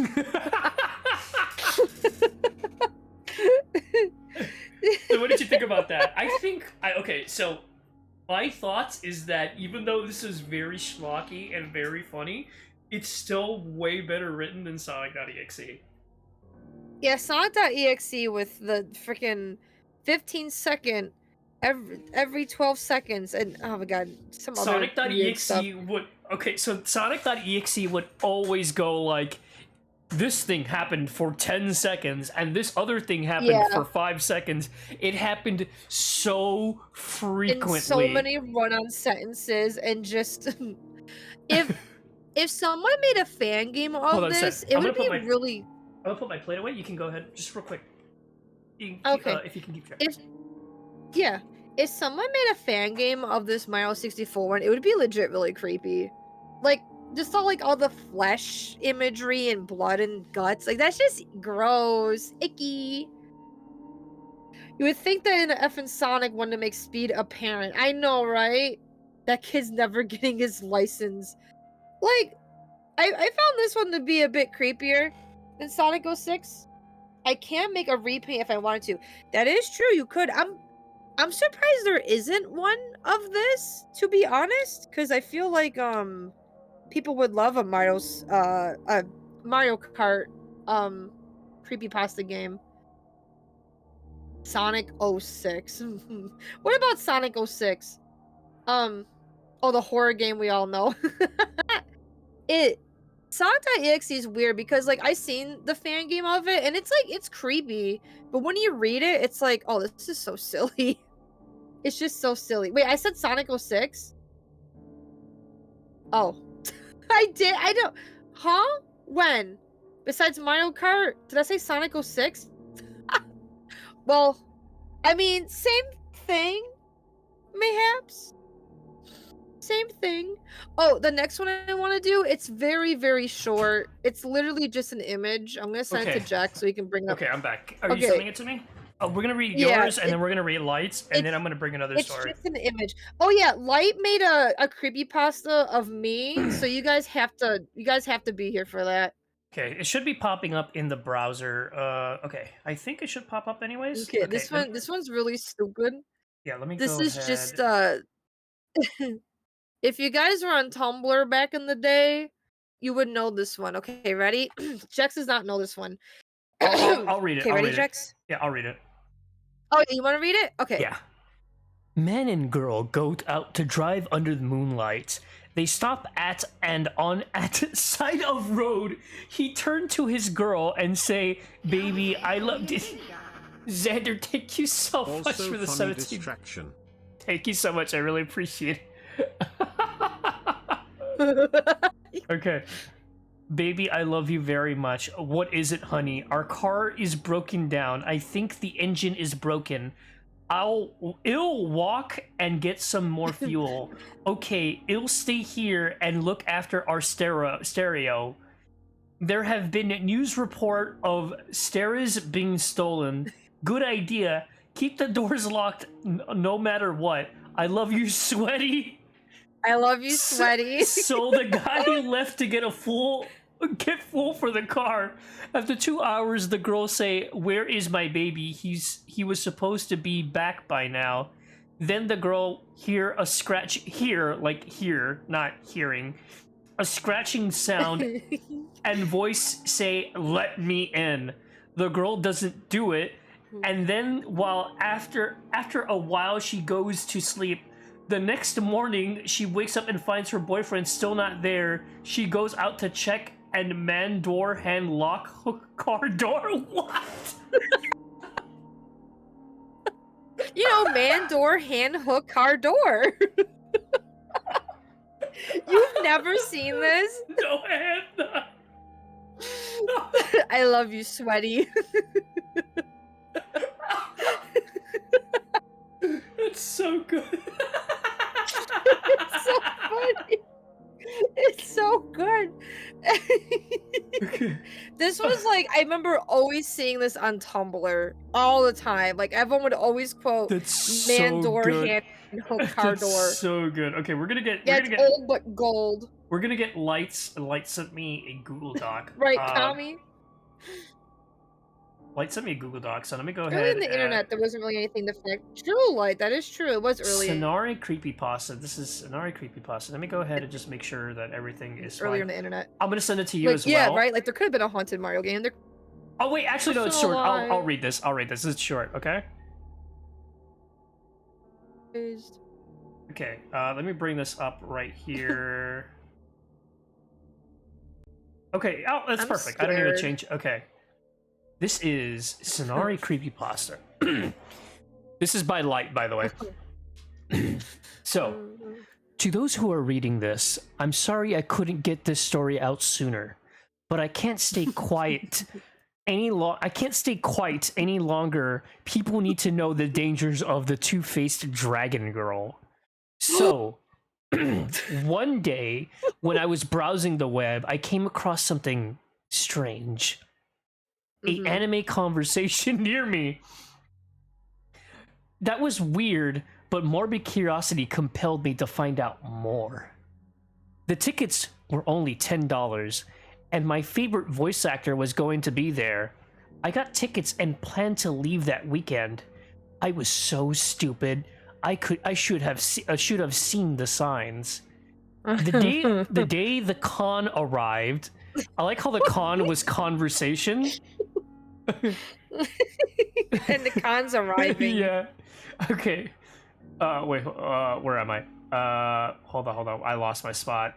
Oh, the day the con arrived, and the sky had turned blood red. Windows were broken, and the whole venue was stained with blood.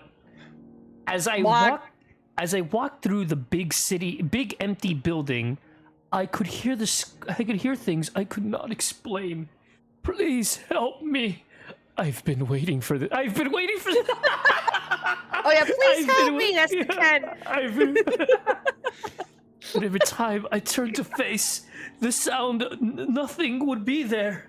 Then I found a trail of dead skin looming down the long, dark hallway, and at the end stood something that was too horrible for words. The two-faced dragon girl. The two-faced dragon girl. Their eyes were bloodshot red, and they were foaming from the mouth, and the most mind-boggling, a lizard head growing from their head!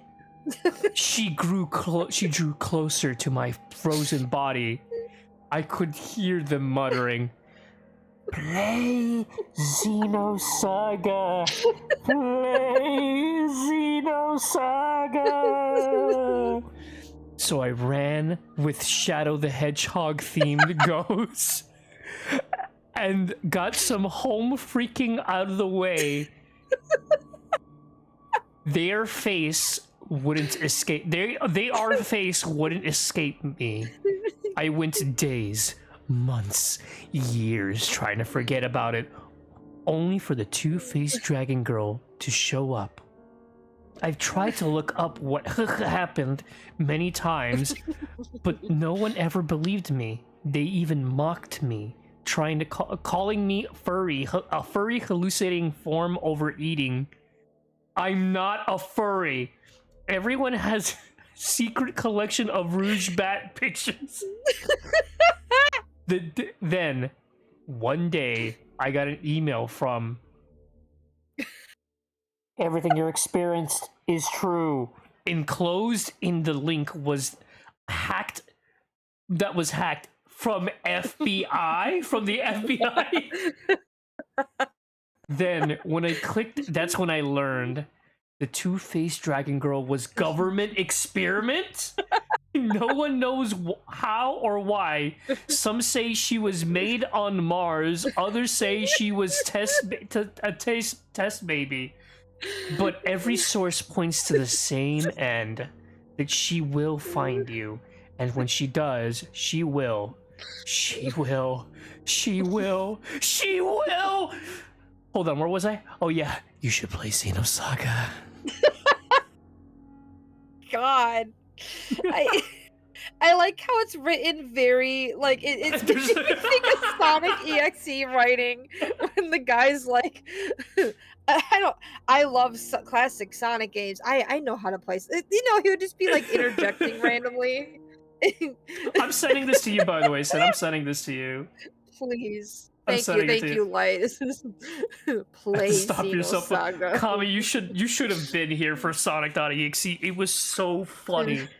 You know, it's a little scary because Excuse me. Xenoblade X is coming on the Switch. You know what that Xenoblade. means? The two-faced dragon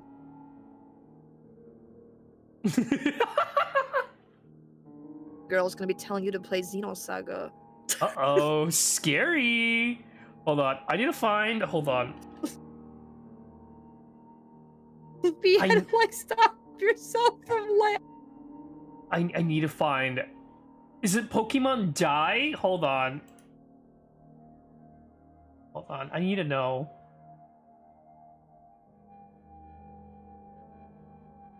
Hold on. Hold on. Sorry, I do not hear.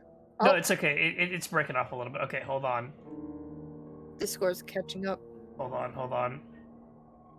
It's emoji, but with blood since it's Halloween.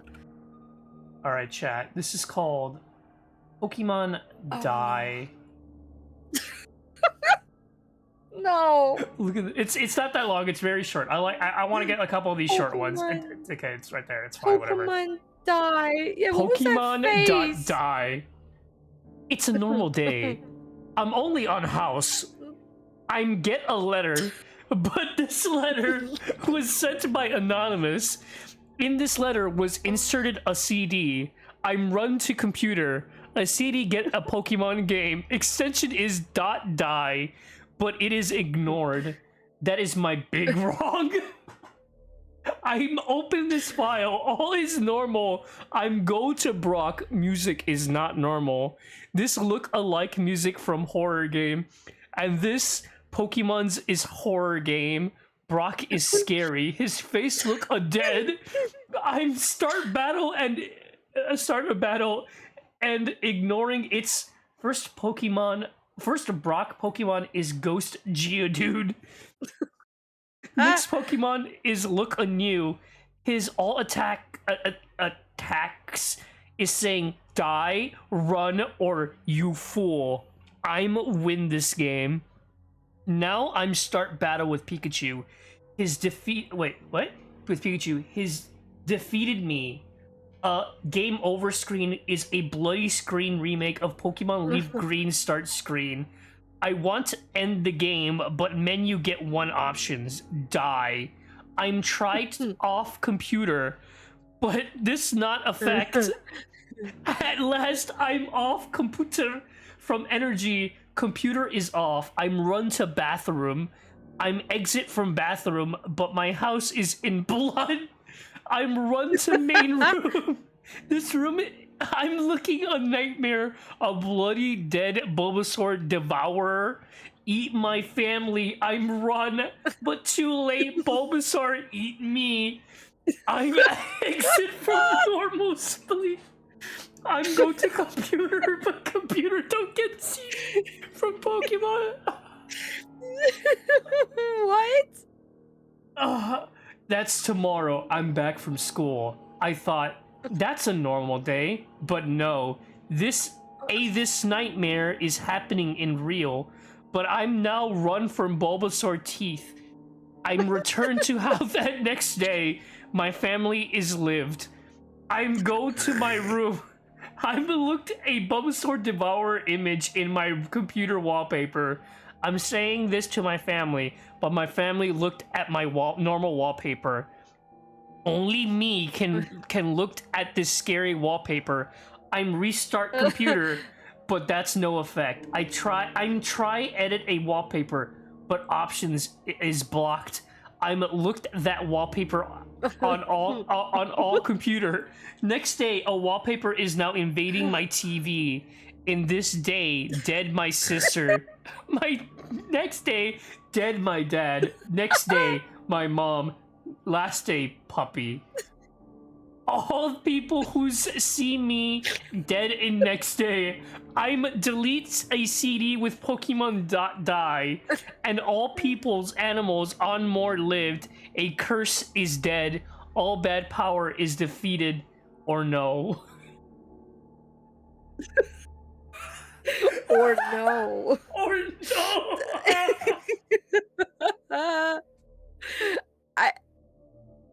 I hope it sounds like what they did is they wrote something out and then they put it through like the Google Translate into different languages and then back into English to see what it would turn into.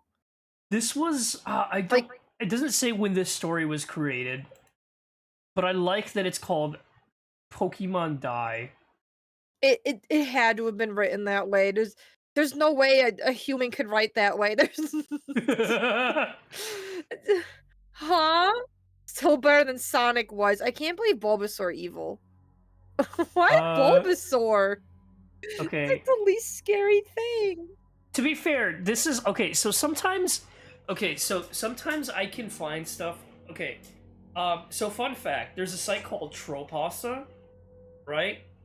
And usually, Creepypasta is for like people who write. I think like that's clearly an example of a Creepypasta where it's like they write it bad on purpose, right?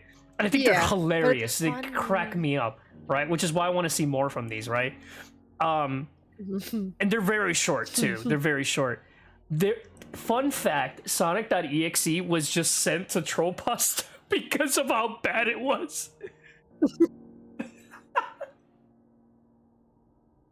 Just because of how bad it was. Should be. I'm trying to find it like a short one. We will read some good ones. Okay, we will read Mario fans. I just want to find some really funny ones because they crack me up. They freaking crack me up. There's Pikachu.jpg.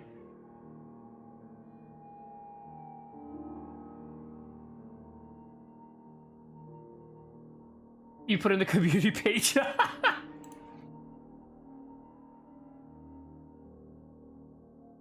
I'm trying to find. Oh, is it Pokemon Orange? Please tell me it's Pokemon Orange. Good. No, there's one that I remember reading one year, and it was so bad it cracked me up. Is it the Lost episode? No, that's not that one.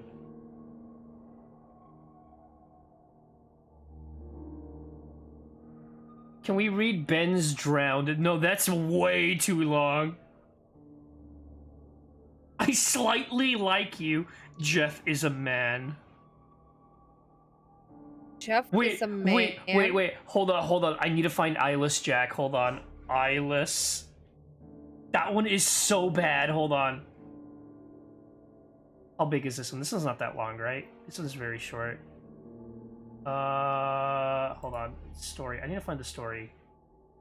Creepypasta. I am taking suggestions.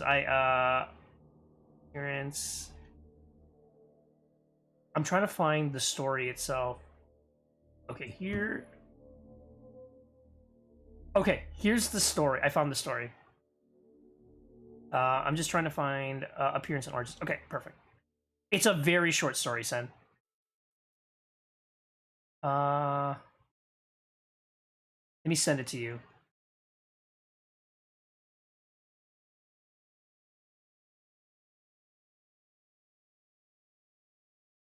Snow Mount Silver. Ooh, nice. Oh, thank you for the stretch and hydrate. Okay, Sen, you should be able to... Can you hear me? Okay. Okay, go, just scroll down where it says Eyeless Jack Creepypasta Story. And I'm gonna fix up the thing so you can see it on screen chat.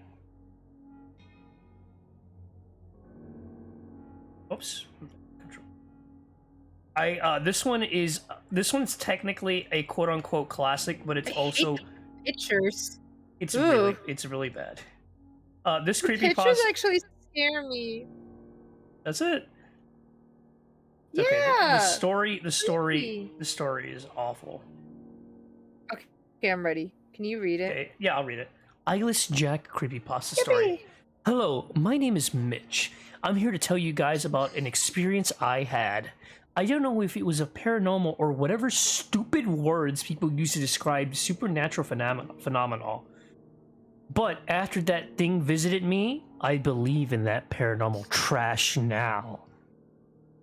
A week after I moved in with my brother Edwin, after my house was foreclosed, I finished unpacking. Edwin liked the idea of having me moving in, since we had not seen each other for 10 years. So I was excited too. I soon fell asleep after I moved in. After that first week, I heard rustling noises coming from the outside at about 1 in the morning. I thought it was a raccoon, so I ignored it and tried to fall asleep. The next morning, I told Edwin about it, and he agreed. The next night, however, I thought I heard my window opening with a loud thump as if something entered my room.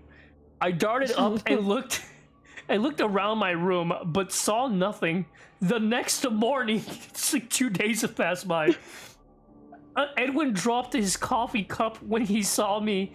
He held up a nearby mirror, and I saw myself. I had a large gash in my left cheek.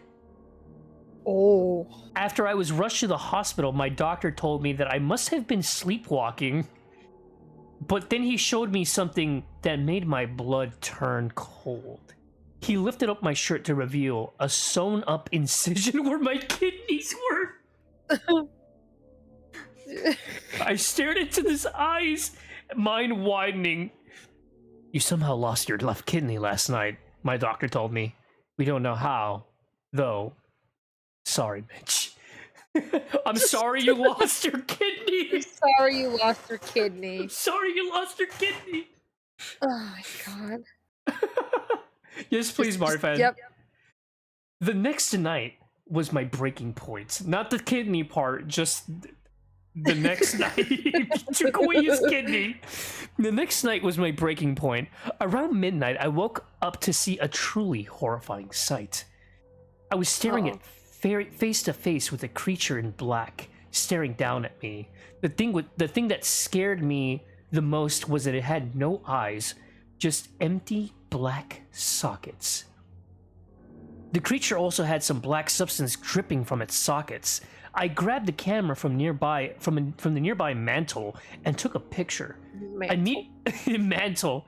Immediately after taking the shot, the creature lunged at me and tried to claw open my chest to get to my lungs. I stopped it by kicking it in the face. As it ran out of my room, I grabbed my wallet. I would need the money. I ran out of my brother's house into the night. I eventually ended up in the woods near Edwin's house and tripped on a rock. I felt unconscious. Into the woods. I felt unconscious and woke up in the hospital. My doctor, the same one who treated me before, entered the room. I have good news and bad news, Mitch. My doctor started. The good news is that you had minor injuries and your parents are going to pick you up. I sighed with relief. And the bad news is that your brother has been killed by something. Sorry. Sorry. My parents took me back to Edwin's house to collect my remaining belongings, which I did. Upon entering my room, I was scared but remained calm. I grabbed my camera and then stopped dead in my tracks. In the hallway leading to my room, I saw Edwin's body. They just left it there. It's there. It's just there. It's like the doctor knows that he's dead. And like, how does he know? Yeah, and then like I'm assuming through a police report. But then why would they just leave the body there? Right?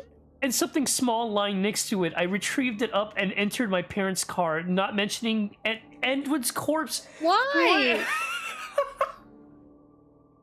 I looked at the thing I had picked up and nearly vomited. I was holding my stolen, half-eaten kidney with some black substance on it, and that's it. That's the story. You leave your brother's corpse, but you take your half-eaten kidney. What are you even gonna do with that? Remember, this was apparently a very popular creepypasta. I recognize the name of Eyeless Jack. I recognize that God. name. Wait, Okay, so Eyeless Jack performs like a perfect surgery on this guy during the night and sewn him up and everything, so that way and eats his he kidney. didn't get any infections. He just wanted his kidney. He was perfectly fine. He wasn't bleeding or anything. Chomp out of it, and then he kills his brother. Yeah. Why? What? Yeah, this was popular. Remember, Sonic.exe was also popular. It was like one of the most popular ones. Sonic.exe is still popular. People love Sonic.exe. I know it's really bad. Okay, we're gonna get Mario fans. I love reading these like really quick and short ones because they're really funny. This is my favorite part of like of these like creepypasta reading streams because it cracks me up so much. Okay, so we're gonna get I think Sonic. Okay, this was a bit long, Mario fan. This is me off feet and listening to Jax read. Okay, how about this? How about this? Remember the picture and how it has a Minecraft mod? Okay. Oh my god. Okay. So the kind of stuff I would make for a writing prompt in 5th grade. There's a lot of stories. I want to read a lot of them. Do you mind, Sen? Do you mind if we did a part 2? Yeah, we can do part 2 if you guys want. I think we can do a part 2 because I want to read my main one. Okay, here's what we're gonna do. I want to make a part 2. Right? Part 2, we're gonna get a lot of the stories. Like I want to get Mario fans. I want to do all that stuff. Right? We're gonna get that. Because I feel like it'd be too. How do I say it? Because everybody has good stories, and I want to read more of them. You know what I mean? Yeah. So I wanna read my main one that I wanted to read this time. This is a good one. This is one of my favorite ones. Soundtrack. So this is a good one. Let me just grab this. This is. Let me just pause this real quick. Okay. Let me go ahead and grab this, and we'll start reading this one. This one's good. This is my favorite one. We are gonna have an ad break. Send if you want to get like water and stuff while I get this all set up. Excuse me.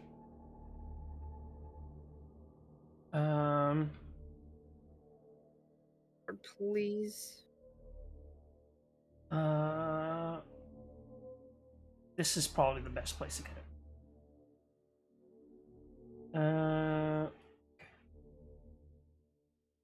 This is a little bit longer, but I think this is gonna be a good one. Okay. So chat, do you want? I think we're gonna have a ad break. Sen, are you good? Sen, I should be able to hear you. God.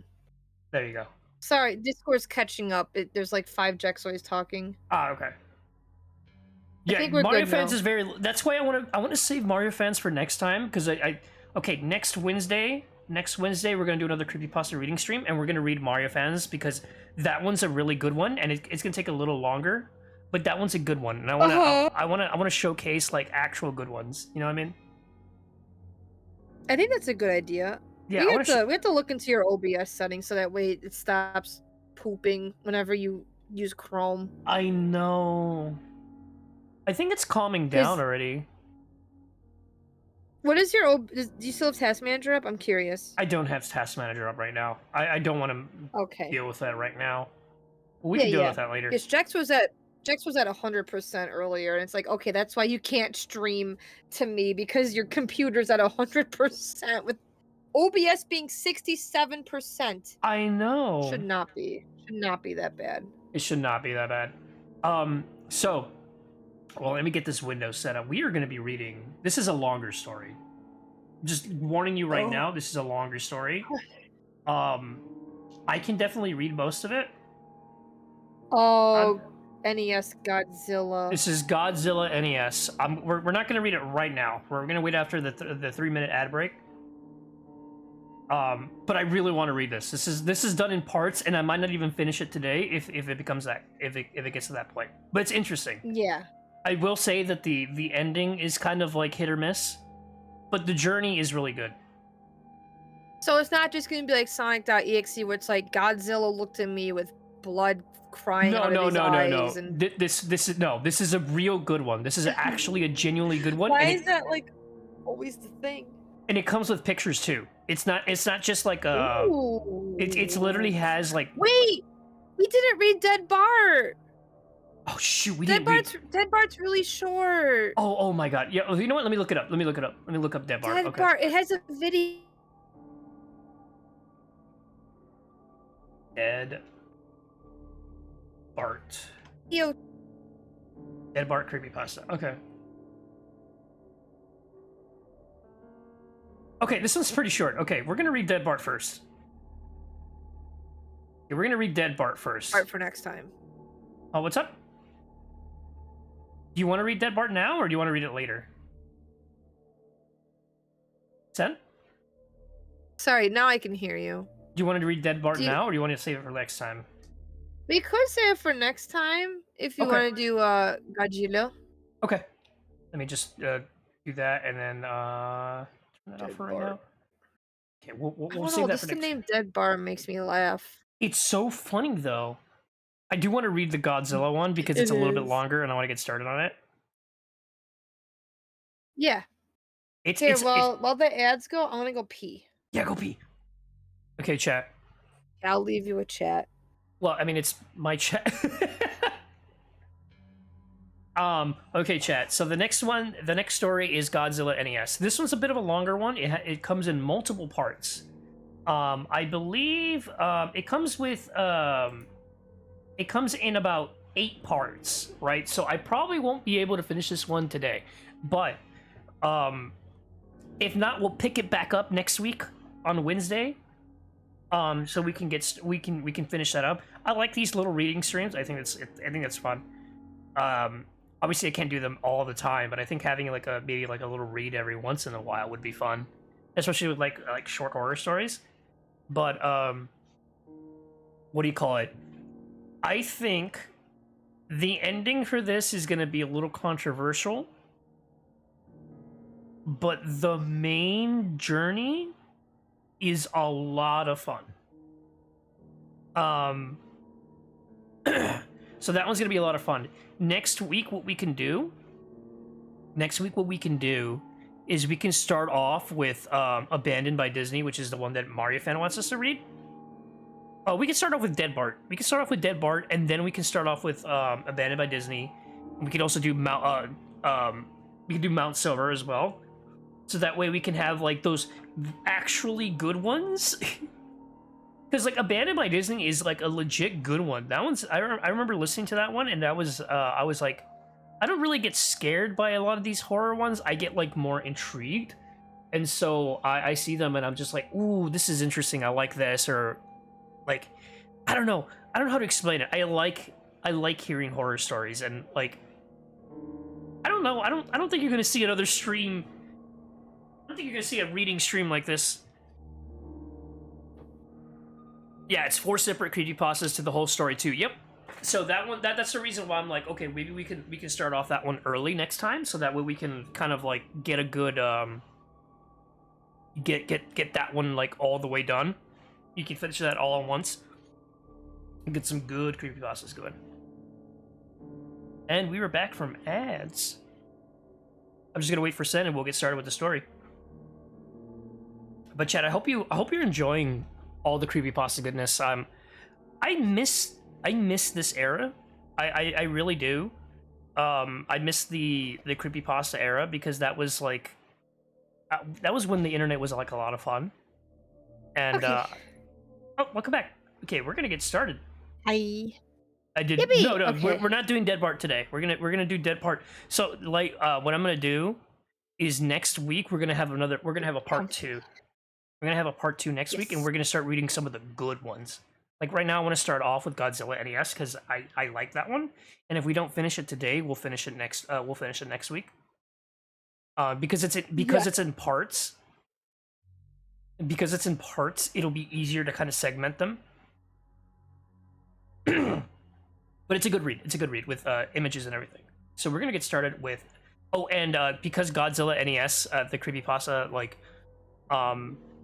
there's like some really nice music in the actual game because it's based off a game. I'm gonna actually start playing some of the game music too, and the game music can be kind of creepy.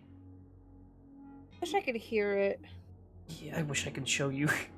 I mean, you could try streaming it to me. And since Well, you'd be mostly reading, The problem is that even can you just send me the music then? yeah, I'll send you the music. I'm gonna send you the playlist. There we go. I want to get in the mood, you know. I want to get all nice and comfy and listen to this. So I don't really know much about this one actually. I think there was like a fan game of it, kind of. There is kind of a fan game of it, but it's kind of trying to make it accurate. It's really good. Okay, we're gonna get started with is this in order? This is not in order. Mhm. Hold on, let me get the music in order. Because I need this one in order for it to play. Oh, this is a no. Okay, just let me know when to switch songs. Yeah. I'm just trying to get the. Yeah. Here it is. Okay. Okay, let me go ahead and loop that. Okay, we're playing it now. Okay. When I was a little kid, 2 things I loved most in life were Godzilla and NES games. So naturally, when Godzilla Monster of Monsters came out, it was like a dream come true. Well, almost. To sum it up, most of the game revolved around getting through very repetitive outer space levels while smashing up tanks and jets, and then fighting against Godzilla's. Oh wait, hold on. I might do this. Hold on. Can I increase the size? Okay. Maybe a little too much. Hopefully that pops up right. Oh, I have. It's not. I can see it. Yeah. Hold on. Okay, I was delayed too. I keep buffering. That's okay. There we go. Okay. Overall, it was pretty mediocre, but back then I didn't care. When I got the game as a present for my 10th birthday, I played it night and day as much as I could. Unfortunately, I had traded the game for Amagon a year later, much to my regret when I found out that game was what that game really was like. Recently, I bought a new NES system, and though a lot of hunting and asking around, my friend Billy finally managed to find a copy of Godzilla, Monster of Monsters. I was pumped to play my favorite childhood game. It never even occurred to me to ask where Billy had found it. He also gave me some other games like Legend of Zelda, Bomberman, and some stupid thing called Action 52. But Godzilla had to come first. So, I started the game, and nostalgia came flooding back like a tidal wave. Godzilla's 8-bit theme song flooded proudly through the speakers, and I was soon grinning like an idiot. Some people laugh at me for playing such outdated games, but I've never had much enjoyment for any games other than those on the NES. Those 8-bit games take me back to when things were much simpler, more safe. But after what's happened with this game, I don't have those feelings anymore. I had forgotten how quick the fun of smashing things as Godzilla wore off in the scrolling levels. The game bombards you with bullets and things crashing to you in every direction, and you're too big to avoid most of them. Although my excitement had worn down some, it wasn't long at all before I got to my first boss battle. First boss battle, like so like when it comes to some of the music, right? I'm changing to like the music. Is it this one? Arcs. No, hold on. I think it's Gizora. Okay. Okay, here it is. Yeah, perfect. My first, okay. Gizora. My first opponent was Gizora, an obscure squid kaiju who had never been in a Godzilla movie. The most annoying thing about fighting Gizora is that he always backs you into a corner and starts smacking you with his tentacle, and you're unable to move until he gets off you. This move doesn't do any damage, but it can stall you until the timer runs out, and you have to start the fight over. And then he regains some health. It's as annoying as it sounds, and of course, he did it when I fought him. Only for some reason, this caused the game to glitch up, because once he started smacking me, he never stopped. The timer is supposed to end the fight in about 40 seconds, but it lasted for nearly 5 minutes. After a while, the graphics started to mess up with little red blocks all over the place. So here's the image, by the way. Ooh. Which is weird because Creepy. Which is weird because but I just took the game out, blew on it, and started again. I wasn't about to let a glitch stand in my way, so I started again. This time, defeated Gizora and the level's other boss monster, Mogera, without any problems. So then, it was off to the next planet, Mars. I browsed the. Okay, now I'm changing the music again. So you'll see me just switch over here every once in a while, but I think it's I think the music actually makes this it adds to it. It'll add to it, yeah. I'm gonna go back to Earth because this might be the music. Yeah, we're okay. Okay. Next planet, Mars. I browsed and around the board and found something unexpected. Where Varen's piece should have been, there was instead a piece representing Titanosaurus. There were only 10 kaiju in the game, and Titanosaurus was not one of them. Or so I thought. Perhaps Titanosaurus was originally intended to be in the game, but was swapped out with Varen for some reason? So here's the screenshot. Gooey. Excuse me. So I began to feel very excited. Not only was I playing my favorite game, but I was playing a prototype of some sort with a new monster. Needless to say, I ran through the levels as fast as I could to see Titanosaurus in action. I fought Gizora again. So we're gonna change it back to Gizora. Music.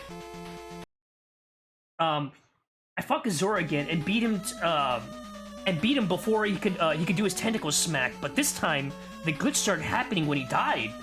Gizora's spike didn't sink into the bottom, but it seemed to be devoured by the glitch, and his eyes started randomly spawning all over the place. So you can see all the eyes. Creepy. Now, I know now that these glitches with Gizora were my first warning sign of something was very wrong with this game, but foolishly I ignored it and proceeded to fight on Mogera, who this time had a glitch of its own. Mogera was twice the size he should have been, which startled me. He was also considerably harder to beat than usual, which is to say, not at all. But soon I had defeated him also, and when he died, yet another glitch happened. All the pixels. This happened extremely fast, so I was lucky to get a screen cap of it all. But what happened was that the giant Mogera sprite started to shatter and melt. Also, if you look at the garbled text at the right corner of the screen, you'll notice it appears to be a bird cage. I still have no idea what that meant. At this point, I was about to fight Titanosaurus, and I was worried what kind of glitches would happen this time. But to my surprise, Titanosaurus looked just fine. Although the game's bipedal monsters were the same height, Titanosaurus was a bit taller. But since Titanosaurus was actually taller than Godzilla in his debut film, I thought it was kind of cool.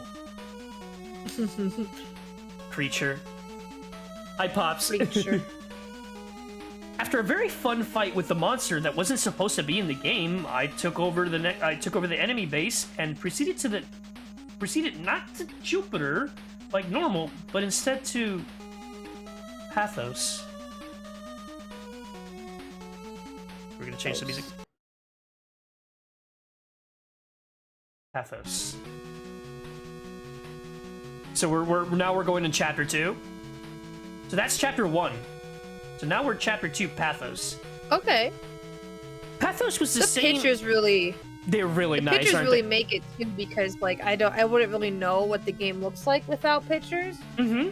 It really helps out a lot. This is from 2015. Okay. Pathos was the same as Jupiter in layout, except the board was a dark blue rather than green. The first thing I noticed that was the usual level icons had been replaced by a blue rock in some kind of orange honeycomb shape. There was one icon that had a part of the jungle icon shape, but I didn't pay much thought to it. I checked the other side of the board to see the new monster. It was Hedora. Instead of Hedora, it was Biolante. But that couldn't have been right. Godzilla vs. Biolante didn't come out until 1989, and this game was made in 1988. Perhaps Toho put Biolante in the game to build excitement for the movie next year, but changed their minds? I tried to rationalize the game's abnormalities in any way I could, but this would prove to be futile. Pathos' map song was the first new song I heard in the game. Like most new songs, it was hard to describe. I'll try. I'm playing Jupiter's theme right now. But I don't have the... Obviously, I won't be able to get all the music. Yeah. It started off very slow and suspenseful, much slower than any other song in the game. Actually, you know what? I'll switch over with this. Hold on. Yeah, I'll switch over with this. Okay. It's much slower than any song in the game, but every 12 seconds or so, there would be a loud clashing sound, and the tempo changed. It was like the composer randomly played parts from 5 songs with the same instrument. I moved Godzilla over one of the many blue rock icons that had replaced the jungle icons and started the level. The level resembled a blue mountain range with a blood-red planet in the sky. But there was something odd about the mountains. They had a shredded paper look to them. Though maybe the glitch had affected it. Maybe I thought at first maybe the glitch had affected it, but it looked far too intentional.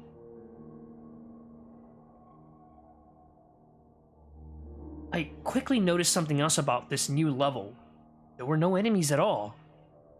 Not even any obstacles. I should also mention that there was a point. This is where the point meter started to become glitched beyond comprehension.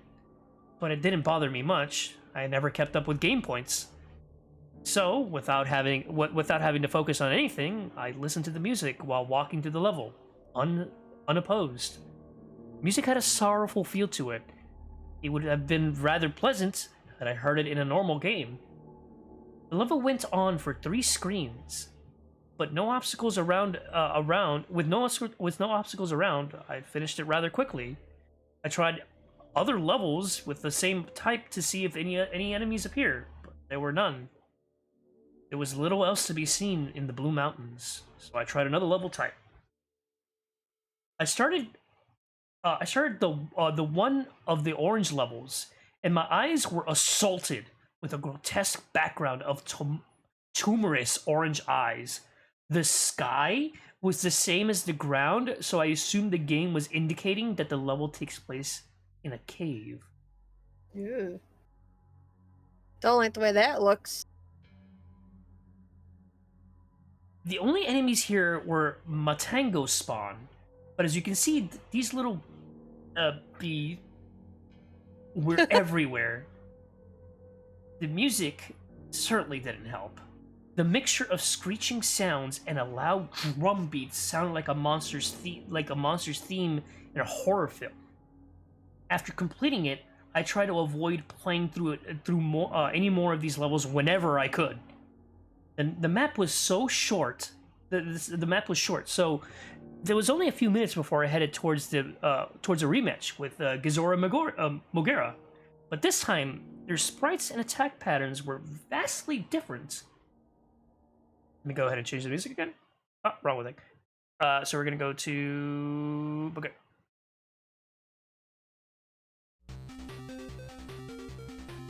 I fought Mogera first. Mogera's replacement was a flying machine with a slight resemblance to a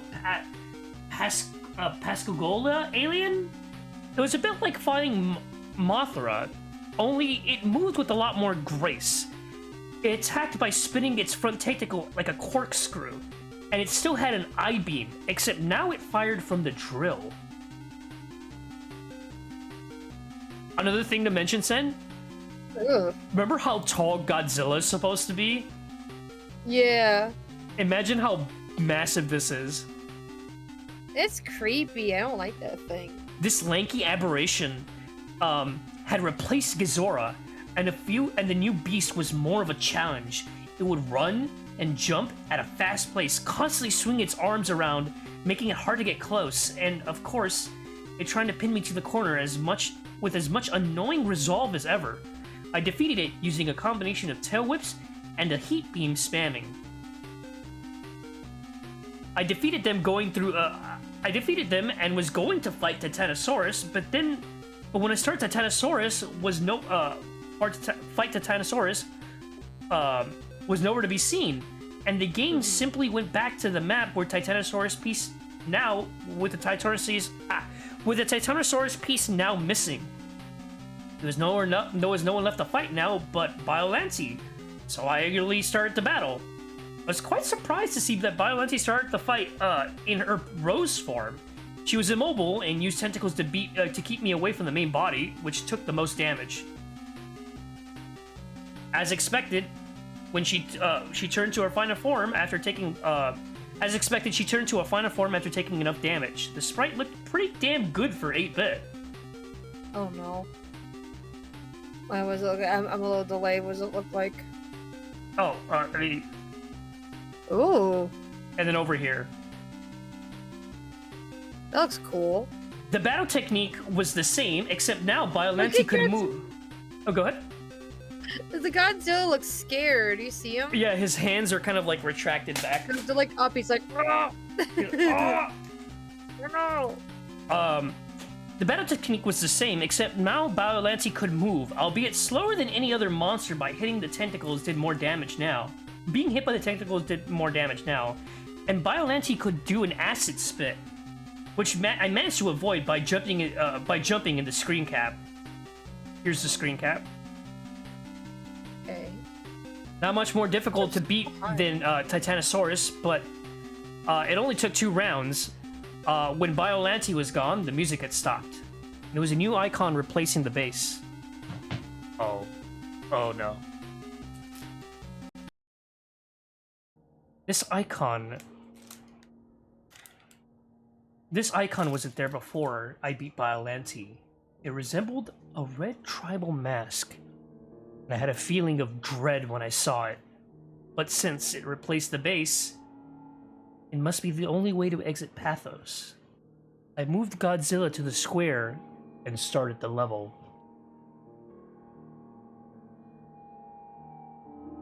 Run. It was a hellish-looking place with no sky and flickering fire in the background. The fire looked far more advanced than anything I've seen on the NES. There was music in the form of slow, steady drum sound resembling a heartbeat. All the text on top of the screen and the life bar were gone. In their place was a single bit of text in the middle of the screen that said, "Run." My feeling of dread had intensified. I cautiously walked through the level, but like the Blue Mountains, there were no enemies. I paced around for a minute before thinking, run? From what? The first time it hit me, I didn't even see it. What, son? No, I'm just like, oh no, what's happening? I heard a noise from outside of my room and turned back to see if something fell. And when I looked back, Godzilla was dying. I figured it must have been a glitch, but I wasn't going to play through the game without Godzilla, so I restarted the game and went to the password screen. Oh, and here's the best theme in the entire thing. Here it is, chat.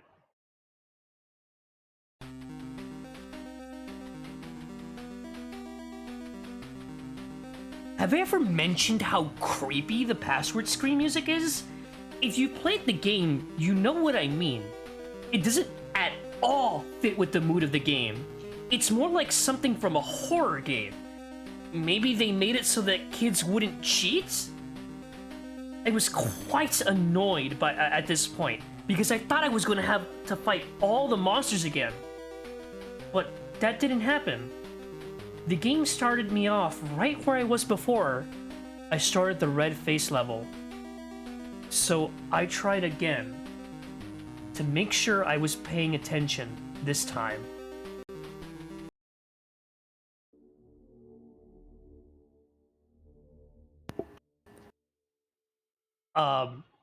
That's when I heard a low bellowing sound. And then I saw it. This thing. What's that? Uh-oh. Okay. Nothing, I just, uh-oh. Do you know that feeling your body has when you feel like you're in extreme danger? You start to recoil and tense up as the adrenaline flows through your veins, and your nerves start to feel very cold? That's the feeling I had when I took this screen cap. I'm scared. Oh, I hate that thing. I haven't Ooh. seen all Godzilla. I haven't seen all Godzilla movies, Ew. but I'm pretty damn sure this was never in any of them. It had to be something the creators made up. But what kind of sick F would put this in a children's game?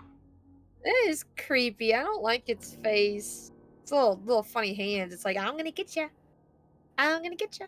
By Ugh. sheer dumb luck, or perhaps the adrenaline boost, I managed to run very fast enough to get away from it.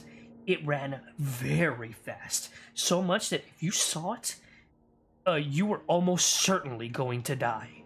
And when I say die, I mean your monster gets killed instantly if the creature touches them.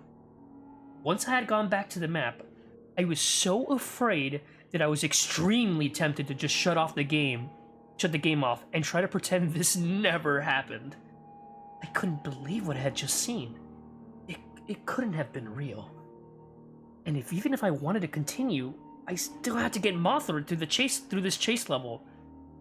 But as I stayed inactive on the map screen for a few minutes, my fear was replaced by burning curiosity. Ah, Rekko! Thank you so much for the raid! Rekko, let's go ahead and give you that shout out. Sticky Licky, we are currently reading, Rekko, how was your stream? Click your name by accident. Oh, thank you, Sen, for giving them a shout out. I got it. Excuse me. We'll recommend Rekko. Oh, you were doing art. Ooh. Are we doing any Halloween stuff? We are currently reading Godzilla NES. One of my favorite creepypastas. I actually really like this one. It's a really, really fun one. You made Halloween art? Ooh. You know, I kind of, you know, if you want to share, I wouldn't mind seeing it. But we are reading Godzilla NES. We are in chapter 2 out of 8. This is actually kind of going a lot faster than I remember going, but in a good way. This is like, it's like I can actually read this. You know what I mean? It doesn't feel like I can't read this. So yeah, Rekko, if you want to send me the Halloween art, I would love to see it. But for right now, we will get back to reading. No, you don't have to. You don't need any permissions. You can go ahead and post them. Post the art. Post the art, please. Please, I want to see the art. Let's see.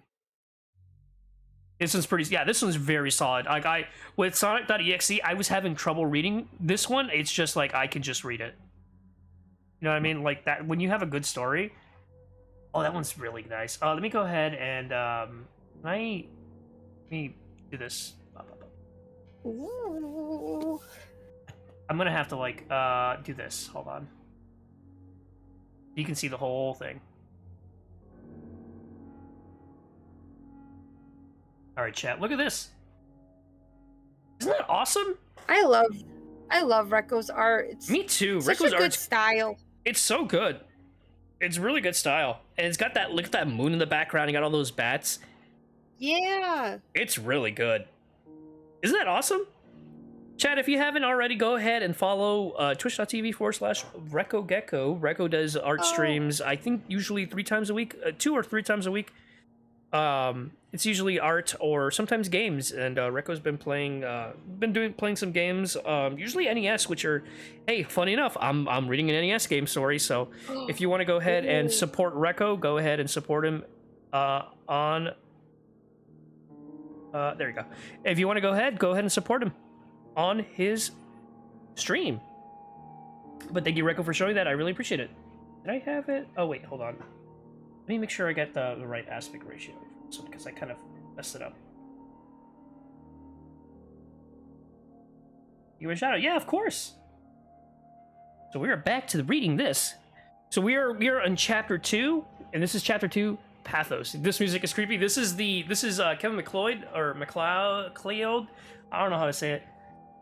This is like what you would usually hear in every creepypasta, but I'm actually constantly switching with the actual game's music. I have this music on because of the thing. The free guy, yeah. It's the royalty free music. Yeah. The vlog music. The vlog music. Yep. Okay, so let's get back to it. So we are right here. Even if I wanted to continue, I still had to get Mothra through this chase level. But as I stayed inactive on the map screen for a few minutes, my fear was replaced by burning curiosity. What the hell had just happened? What was the rest of the game like? I only had to beat this level with Mothra, and then it was on to the next world. But when I moved to Mothra to the red face, the game registered it as me beating the level. I was quite relieved. I tried to prepare myself for the next world, Trance. We actually just finished. Okay, Trance. This is actually the end of chapter 2. We're going to chapter 3. Oh. So each world is its own chapter. That's what it's. That's what it is. We are in Trance right now. Okay, so this is the way Trance looked like. I was still pretty shook up from the last level when I started Trance. Trance's map music did nothing to ease the tension. As for how to describe it, have you ever heard the theme from Videodrome? That's the closest thing I can think of to compare to. I checked to see who the new monster was, and it was Orga, a monster who didn't make his film debut until 2000, appearing in a game made in 1988. So much for theories about Titanosaurus and Biollante. There's no way this game was made in 1988. Here's the map. Orga, big lad. Big lad. Those guys at Toho may be smart, but I'm sure they couldn't see that far into the future. If they could, they never would have gave Roland Emmerich the rights to make a Godzilla movie. No, this had to be a hack of some kind, which just opened even more questions. Who made this hack? When? How? And most importantly, why? The why was the question that bothered me the most. My immediate assumption was to think Billy did this to pull a joke on me. But that couldn't be right either. Billy didn't know how to make a ROM hack. And if he did, he'd probably do something simple and stupid, like replacing all the monsters with crudely drawn genitalia. Unless Billy had amazing game editing skills and serious dark streak to his imagination that he never told me about, he couldn't have made this. Is it even possible to put a hacked ROM into a cartridge? Aside from that, My eye was drawn to a new icon on the map. Question mark. I was really curious as to what it did. Oh, okay, here is... We're gonna have new music. I think the music is... I'm trying to figure out what the music is. Is it... this one? I'm trying to remember what this one... If not, I'll put the password theme. No. Debug? Yeah, it's this one, debug. I'm also sure you're curious, so I'll explain the quiz levels now, since this was when they start appearing. There was one of these per map on here from here on, and they always started to appear near the start of the map. When you start a quiz level, you appear on the screen like this. Do you like dogs? As you can see, there's a question on top and a yes or no button, an emoticon in the center. I refer to the emoticon as face. Real creative, I know. And for convenience, I'll refer to face as the one asking the question. The music for the quiz levels was a track actually in the game. It's the one that tries to play when you use the get Dora cheat and sent to an unplayable level. The face asks you 12 yes or no questions, and you move your monster to the buttons for your answer. When you answer, the question disappears and face changes its expression for about 8 seconds. And then he goes back to neutral and a new question pops up. There's no time limit nor any right or wrong answers. Face has no respect for the player's boundaries and will sometimes ask a deeply disturbing question, personal questions. For example, do you like hurting people? Have you ever killed / I'm not going to say that word, R-worded someone, right? Have you ever M-worded somebody by a family member? Other times, he would ask questions that were either mind-numbingly stupid, is the sun hot, is water wet, or flat-out ridiculous. Does your dog like the president? And maybe once per quiz, Face would ask you a question about the game. With one exception, Face's expression changes seem to have no effect on the game, except indicating what the game creator thought of your answer. His reactions rarely made any sense, and at first I thought they were randomly generated. The questions never followed a pattern, Face never stayed on the same subject for more than 2 questions. Early on, there were questions that made me think Face was building up to something, only to ask some stupid garbage. Here are the expressions that I saw while playing. I'll separate them into 2 categories. The expressions I understood the most, and the ones I didn't. The first expressions I understood: neutral, his default expression. Angry. If you try to attack Face, his expression changes to this, but nothing happens. Sad. Happy. Sick. Maniacal. Face made this expression when he was being an a-hole. You'll see what I mean later. Surprised. Love. Annoyed. Confused. Ugh. Guilty or hurt. And here are the others. Creepy. 2 of these only appeared once, numbers 1 and 12, and I suspect they might have been in-jokes from the creator. The respective questions were, do you like ice cream, and are you a tough guy? As for the questions in the first quiz, luckily I had a notepad and pen handy. I have problems remembering things, so I often carry one around to jot things down, and sometimes I doodle on it when I'm bored. So when the first quiz started, I thought I'd record what happened, and I'm glad I did. Here are the first series of questions and my answers, and Face's reaction. Do you like the game? Answer, yes. Reaction, happy. Are you afraid? Answer, yes. Reaction, surprised. Are you over 18? Answer, yes. Reaction, weird face number 5. Weird face number 5 is, I believe, this one or this one. Ew. It's weird. Do birds have teeth? No. Reaction, love. Is peanut butter good? Answer, no. Reaction, sick. Does the moon rotate? Yes. Reaction, weird face number 11. Do you have a job? Answer, yes. Reaction, confused. Do you like hurting people? Answer, no. Reaction, annoyed. Is the sun hot? Answer, yes. Reaction, sad. Do you like dogs? Answer, yes. Reaction, happy. Is the president good? Answer, yes. Reaction, weird face number 3.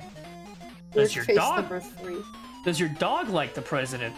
Answer, no. Reaction, angry. Now that I've explained all that, time for the gameplay.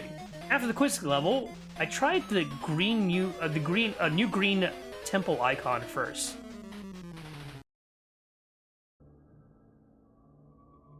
Wow, maybe this is why the game was so weird. One of the designers was clearly drugged out of his mind. Jokes aside, I was quite impressed by the graphics of this level. As disoriented as they were, but I hate those creepy blank-staring statue faces. The music had a hypnotic Indian techno vibe to it. There were no new enemies in this level, a flying ghost type with a trunk, and a bat with a horse skull for a face. They appear at random, but I was lucky to get a screen cap of them both. So here they are. Letting you look at them. Not a fan. And then I proceeded to the Blue Mountain level, expecting another nice, calm stroll. I took my time walking through and was completely taken by surprise when this happened. Not Mulgera came speeding towards me and took quite a bit of health with his tentacle screws. It only took me 2 minutes to kill him without having to worry about a time limit, but the monsters never show up in the scrolling levels in the normal game. I was worried as to what other rules this game would break. Another Blue Mountain stage. It was time to fight Not Varen, whose replacement was one of the most bizarre things in the game. So let's go ahead and change the music again. We're gonna go, I'm scared. Scared? What's it gonna look like? This strange creature attacks you by kicking, and it also opened up its chest and firing a heat-seeking missiles. I still don't get it. It looks kind of funny. The missiles were sometimes a pain to deal with, but I found you could tail whip them out of the way. Not Varen was probably the easiest of the monster replacements. The same could not be said for Not Hedora. Oh. Apparently, the source of the horse bats, Not Hedora, was the most aggravatingly difficult monster to fight yet. Mostly because of his special ability. He could shriek and summon small swarm of those horse bat things. I know there's only 2 in the screen cap, but every time he did this, about 10 would arrive. The AI took advantage of the distraction and attacked twice as fast as while the horse bats were flying around. Once that annoyance was over with, I went through the Green Temple to kill some of the enemies to restore my health.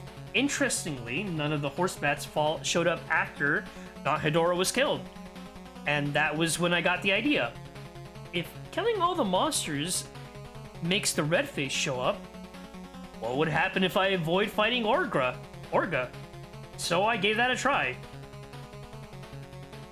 There is no monster here. The game told me there was no monster where I had tried to start the base level, and immediately afterwards the game took control of Godzilla piece and moved it in front of the Orga. My little trick didn't work, so I prepared myself for another chase. But first, I had to beat Orga. The fight with Orga confirmed another thing. Whoever created this game hack was clearly a Godzilla fan. Not only because they picked a monster like Orga, but they actually implemented something that happened in Godzilla 2000 in a very neat way. Orga's primary attacks were punch and a heat beam from his shoulder cavity, but once you had him once you had got him down to half his health, he did something new. He would expand his jaws and try to swallow Godzilla in the process of stealing your health and energy. But in doing so, he gave himself a new weakness. Firing a heat beam into his mouth would take a devastating 4 bars of his life meter. With that weakness revealed, I soon beat Orga, and despite how much I hoped otherwise, the red face appeared on the map where the base was, and the music stopped.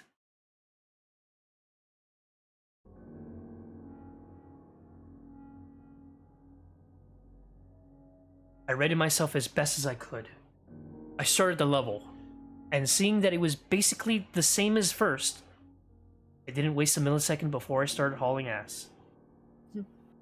I soon encountered obstacles in the form of a ground tile, suspended in air. Most of them you could jump over or destroy. Others you had to crouch under. About 40 seconds into it, I heard a horrible bellowing roar and saw the spider beast following close behind me. Stacks of obstacles barely slowed it down. It would back up and it charged its way through them, smashing them into bits. And when the smaller obstacles got in the way, it would expand its jaws and swallow them whole. Nom nom nom nom nom Nom, nom, nom, nom, nom. nom. I was afraid, but thinking fast and faster button pressing, I escaped them yet again. I felt really excited. I laughed, and I said, "Not this time, a-hole." I decided to scream cat to celebrate. But when I said that sentence, just before the level ended, the monster did something that made my blood run cold. Oh. It looked at me.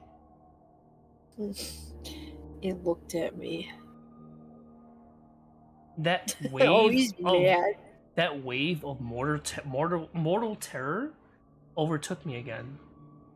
And I'm sure as hell wasn't laughing anymore. I took another screen cap of the Dex level title right before I rushed into the bathroom to splash my water on my face and to take a piss that I nearly failed to contain when that freaking thing looked at me.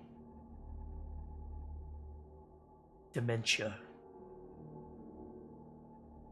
So that was chapter 3, Trance. What do you think about that? How are you liking? By the way, that's good.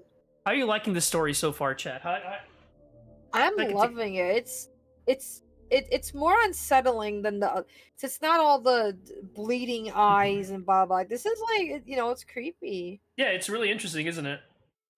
It is. I like it. Okay. We were gonna go to chapter 4, Dementia. This one's really good. I love this one. It's one of my favorites. Chapter 4, Dementia. When I got back into the game, I was getting very upset and confused. I thought about the way the monster looked at me. The game couldn't have heard what I said. That's impossible. It had to be a random occurrence. But why did it happen precisely at the moment I insulted the monster? Nothing about the game made any sense. The new Godzilla monsters, the weird replacement monsters, out of place imagery like the green temples, quiz levels, and the red monster chases, it didn't seem to add up in any kind of meaningful way. If it was a prank, it wasn't funny in any way I could understand, and they clearly put far too much effort into it. And if they were trying to make a genuine sequel to with new Godzilla monsters, then they add everything else. Maybe it was some kind of art experiment, some group project made by a bunch of really talented and crazy people, and they lost the cartridge somehow. Or maybe they intended for some random person to find it. It was all just fruitless guessing. As far as I can tell, there was only one way to figure out all the deal with the game was. To play it through the end. Maybe, just maybe, there would be something in the credits, an explanation by the creators as to why they made this. Or it could be something much more cryptic and strange. Maybe even something horrifying? Before I got a good look at the dementia board, I considered replaying Trance to see if the red monster would look at me again. But I decided against it. I wanted to keep moving forward. I was also somewhat worried that backtracking might cause the game to become even more strange. The dementia board music sounded a lot like Saturn music, except it was slowed down and played a piano-sounding instrument. Like most of these new maps, it had a dangerous, suspenseful feel. While listening to the music, I looked at the dementia board, and there were 4 boss monsters this time. Space Godzilla, Manda, Gigan, and Baragon. I was surprised to see there were 2 new Toho monsters this time. But the best surprise was still to come. And here we go with the quiz levels again, so you know what to do. Okay. No, well, not the quiz. Are Quiz the quiz 2. levels, are these real? What do you mean? No, not in the game. The quiz levels Okay. were never a part of the game. Quiz 2. Can you swim? Answer, yes. Reaction, happy. Do you like fish? Answer, yes. Reaction, sick. Can penguins fly? Answer, no. Reaction, sad. Can it spin in all directions? There was no clarification of what face meant by it, so I just guessed. Answer, no. Reaction, surprised. Do you breathe oxygen? Answer, yes. Reaction, weird face number 8. Does it taste good when you bite a woman? I don't know who came up with this question, but I really hope they're getting mental help. Answer, no. Reaction, annoyed. Is it night where you are? Answer, yes. Reaction, weird face number 6. Do you like cats? Answer, yes. Reaction, confused. Is water wet? Answer, yes. Reaction, angry. Have you ever broken a bone? Answer, no. Reaction, happy. Do you like your job? Answer, yes. Reaction, hurt. Would you like a new monster? Answer, yes. Reaction, weird face number 11. I wasn't entirely sure at the time what face meant by new monster, but I couldn't resist answering yes just to see what would happen. The result was mind-blowing.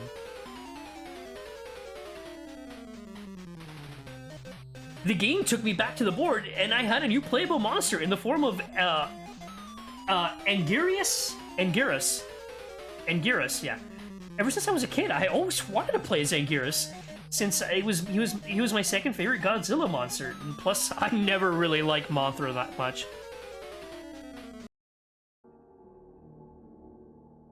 I moved my new Anguirus piece over to the new level right next to it, eager to test out my new monster. But before I can get to the level description, I'll talk about Anguirus a bit. Using up and down buttons, you can choose whether Anguirus stood in a bipedal stance or crawled up in all fours. It wasn't a huge difference, but being able to stand was helpful in boss fights, and crawling sometimes helped dodge obstacles and attacks. He could punch and kick Godzilla, but no tail whip. Instead, he had something far more interesting, the ability to curl up into a spiked ball of death and roll around. You can still take damage, but it was lessened. It was a good way to clearing out stage enemies, but unfortunately, doing this also drained the power bar. But the spiked ball wasn't his only special ability. When you press start, he would fire a beam of energy from his mouth. It resembled Titanosaurus's sonar attack. And if this were a hack, it may have been inspired by the roar attack from Atari's Godzilla fighting games. Also of note is when playing Anguirus, playing as Anguirus, the level meter gets glitched up. Judging by the life and power bar, I'd say he's on level 10. Now onto the level.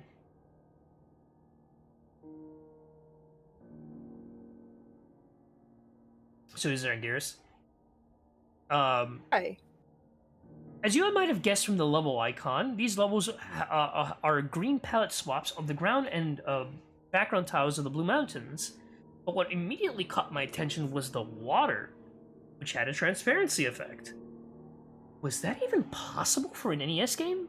I know the Super Nintendo could do it, but I had never seen a transparency effect in an NES game. The Green Mountains music was played with the same instrument as the Blue Mountains, but the melody was totally different. It was a very simple song with a lot of abrupt pauses followed by a loud note every few seconds. Anyway, I went to... Hold on, I gotta burp. Excuse me. Anyway, I went through the usual strolling through a level. And again, there were no monsters nor anything, but pretty soon I had reached a cliff above the water. Well, there was nowhere to go but the water. So down I went. The water transparency made things a bit harder to see, but it's tolerable. After going underwater, I encountered 2 new enemies, a giant piranha and some kind of spiky bottom feeder thing. I liked the piranha because I could easily tell what it was. It was the same enemy design that would appear in a real game, and there were very few enemies like this. They didn't take much hits to kill, but they were quite annoying, and would considerably trim down your life if they got close enough. They also tend to travel in packs. As for the bottom feeders, they're easy to deal with. They swim along the bottom of the screen towards you and are easily crushed with a roll attack or jumped over. In this screen cap, you can see me just about to run one of them over. So there it is. Where's it? Yeah, and here's a pack of piranha behind it. Yeah, so there's that thing right there. After I beat the level, I moved Godzilla into the blue castle icon. It started level design, and I got a title screen with the text, Unforgiving Cold. Unforgiving Cold. The level itself looked like a castle dungeon made of blue bricks with rows of identical white statue faces on the walls. Ooh. These statue faces had a permanent look of horror on their faces. There was also some flickering gray static, which didn't really obscure my vision, but it adds to the very unsettling mood of these levels. The music was a 12-second loop of low-pitched choir vocalizing. It sounded very familiar to me. Whenever I played through one of these levels, I got this sudden, horrible feeling of anxiety. And I had a feeling that the farther I progressed through that level, the closer I was getting to something unspeakably evil. There weren't any enemies, but these were some of the longest levels in the game. I only played one level, but it took 7 minutes to complete. We have ads starting in 3 minutes. Hopefully I can finish this soon. I didn't want to admit to myself at the time, but I realized something playing the Blue Castle level. This game has the power to make the player feel certain things. I don't mean the sense that you're getting irritated by playing a crappy game, or unnerved by something scary in the game. What I mean is that certain events in the game can instantly make you start to feel something. I know it sounds completely insane. I don't blame you for not believing me. I wouldn't believe any of this either, if I didn't play the game myself. But there's something very, very wrong with this game, and I still don't know how to explain it. So then it was time to fight Baragon's replacement. Although the Baragon was originally the smallest monster in the game, his replacement was the largest. So tall. Okay, so let me go ahead and go to Baragon. The music. I don't know if the Baragon has like a track. I'm gonna choose Hedora.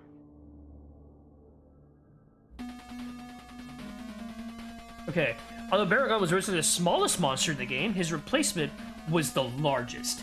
It was so tall, in fact, that the ground was noticeably lowered, and not Baragon's head was still barely avoided collision with the bar at the top of the screen, and he was just frighteningly bizarre as he was huge. You may be wondering how he attacks without arms. Well, he has the most powerful kick in the game. But his other fighting technique was much stranger. He blasts a cloud of breath pixels down at you, which causes you to freeze when he walks right back into the corner in the screen and extends his huge Gatling gun from his abdomen. What? That might seem amusing to you, but it certainly wasn't for me. when I was playing the game. This attack was almost as annoying as Gigan's Saw, and not Baragon could have been unbeatable if you consistently used it. Thankfully, you only use it twice while fighting him. Once you unfreeze him, you can run up and start damaging the gun, which does extra damage to him. This helped me destroy him, and when it was time to play the 3rd level type, I decided I was going to use Anguirus to fight Manda and Gigan, and then fight Space Godzilla as Godzilla. It was only fitting. Before getting to the battles, I'll describe the 3rd level type, the Arctic. The Arctic. The Arctic is exactly what you'd guess from the name. An icy tundra with a few watery segments. The music reminded me a bit of Northern Hemispheres from Donkey Kong Country in an 8-bit form. A very dangerous sounding song, it made me think about being trapped in tundra and freezing to death. There were 2 new enemies in this stage. The first was a creature frozen in a block of ice. They block your way, and you have to use the heat beam to thaw them out of the ice. They look a bit like a smaller version of Not Gazora, only without one eye. When freed, they do a strange crawling movement and push you backwards. It doesn't cause any damage, but it's annoying. It's a bit annoying. After dealing with the Iceman, I kept walking for a minute or two and came up upon a water segment. I jumped in, and this time I managed to get a screen cap showing about how water splashes when you jump in. I don't know how they programmed it, but it's pretty impressive. Another interesting thing is how the screen changes focus when you go underwater.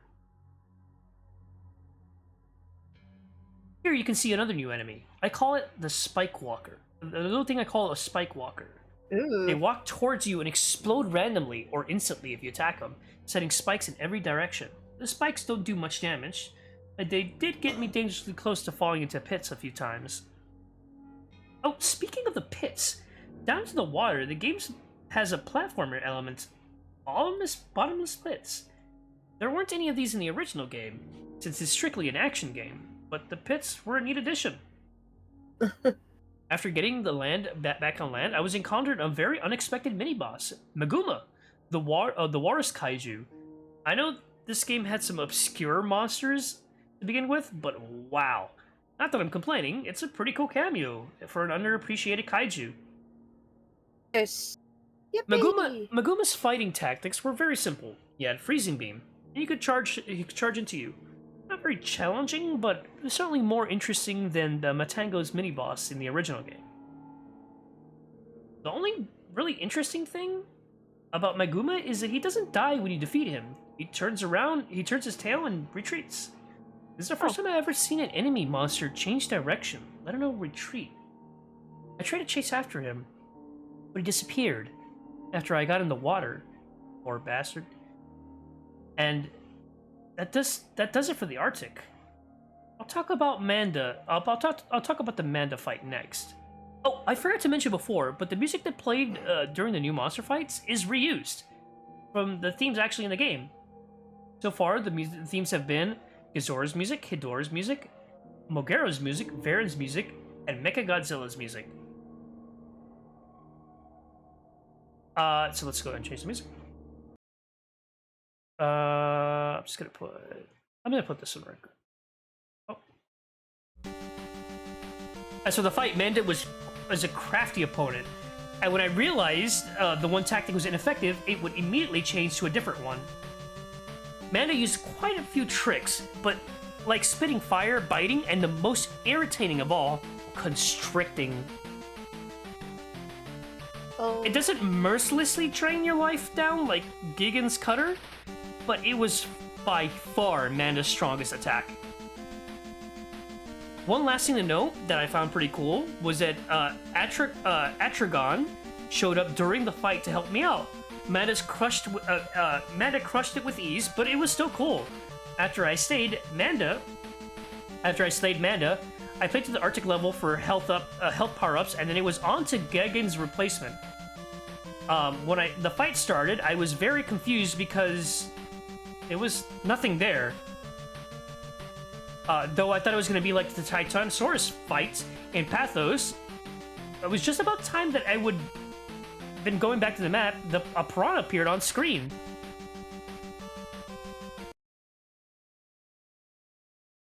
It wasn't there for long. doing? As soon as it appeared, the speakers emitted an ear-splitting screech. Not Gigan flew in and ripped the poor fish into pieces. The fish. I got a little bit of water. I'm starting to run out of breath. Ooh, what the hell is that?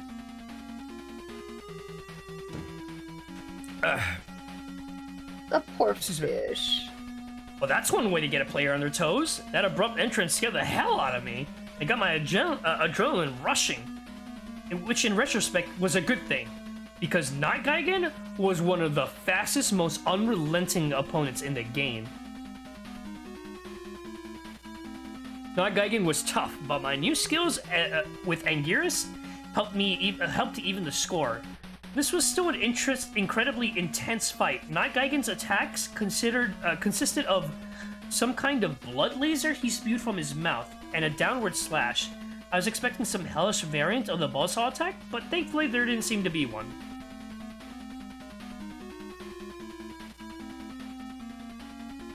The Howl attack was invaluable in defeating him. I would have taken more screen cap of the fight, but I really had to concentrate.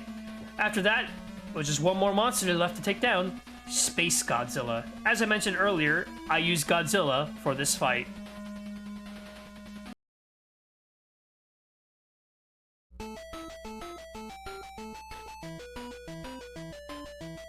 Space Godzilla would use his energy to create two flying crystals, which would reach the ground and become crystal spires. These spires not only block you from reaching Space Godzilla, but it also allowed him to constantly recharge to full energy, and blast you with a deadly fully charged Corona Beam until you broke the spires. Space real? Space Godzilla would drain his own spires of energy until they shattered, but if you waited for that to happen, you'd probably lose a lot of life. Heat beams actually seem to re-energize the spires, so you had to use physical attacks. When he finally got close enough to hit Space Godzilla, he was no pushover. When I punched him, he just hit me back just as hard as Space Godzilla does everything in his power to knock your back left corner of the screen, so he can create more spires. By the time this was over, I had only about 5 bars of life left. But it didn't matter, because I didn't need to fight anymore. I needed to run.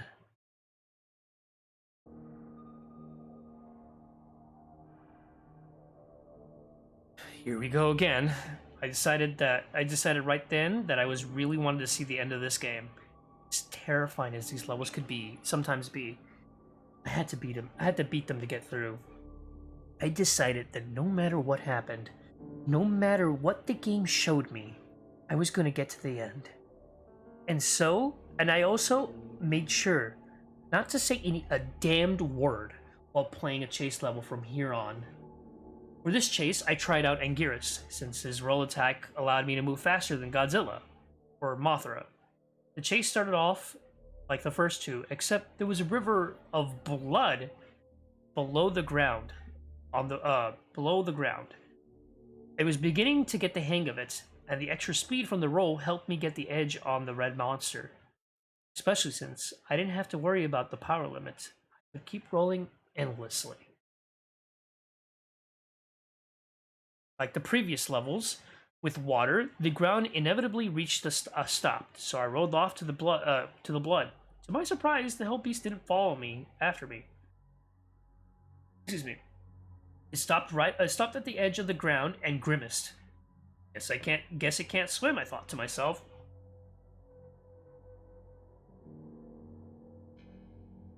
So I went under blood and continued moving. There wasn't anything around, but I knew something was up. The chase wasn't going to end that easily, would it? Surely something else had to show up. And sure enough, I heard a bellowing roar, sounding slightly different. And the monster was following me, and the monster was following after me in a new aquatic body. I had no idea it was a shapeshifter. After it reappeared, the chase started to get into the difficulty that I had expected. Being submerged slowed me down, putting me in the beast about the same speed. The only thing that would keep me alive was fast thinking and reflexes. I encountered some bottomless pits, in which mines flowed above, floated above from. I assumed that if you hit one, it would damage you and knock you back. Considering how fast Red Monster swims, hitting the mines would be instant death. So I went through great effort to avoid them. Here are the mines. I wasn't at all, but that wasn't at all I had to be wary of. Half through the chase, the Hell Beast revealed yet another surprise: a tentacle-formed intestine that tipped and clawed set of jaws burst from its mouth, trying to pull me in and devour me. I only barely avoided it with both tentacle and the mines, but I could tell the beast was getting desperate, because the chase was nearly over. And about a minute later, I had spotted a bit of ground and served as an exit. I leaped with all the might I could muster without breaking my controller. The beast screamed with rage and jumped out the blood river with one last attempt to drag me down. But I escaped its grasp. This time. I fell back on my bed and took a deep breath, satisfied with yet another successful escape. Now I was headed to the fifth world. Entropy. Okay, I need to take a break. Hold on. Goodness. Yeah, oh my god. What do you think? What do you think so far? I don't like the red guy.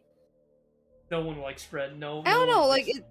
I'm just like, I don't know like where the story's gonna go. Like, is it just gonna be explaining this weird, Godzilla game, or is there gonna be like an explanation? Probably not.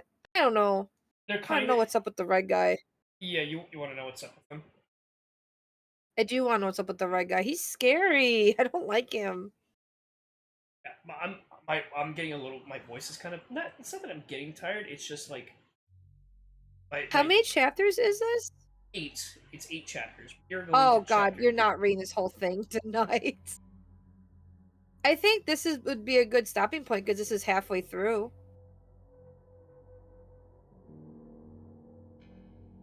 It's true. It's gonna be the Rizzler. This makes you on edge, right? It's creepy. It's like legit. Like, ooh.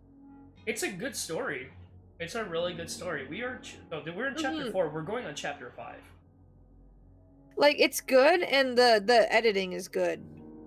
Yeah, all the like, it looks real. All this stuff is really freaking cool. Yeah, but that red guy's creepy.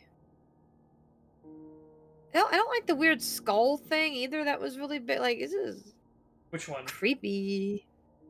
The gold, like the gold colored one in the hallway, I think. There's this. Hang on, I'm catching up. Yeah, that guy. Yeah, there's the hallway, and then there's that skull guy. I don't like him. He's a little creepy. Yeah, the skull right here. Yeah, it's like an elephant skull. Yeah, it's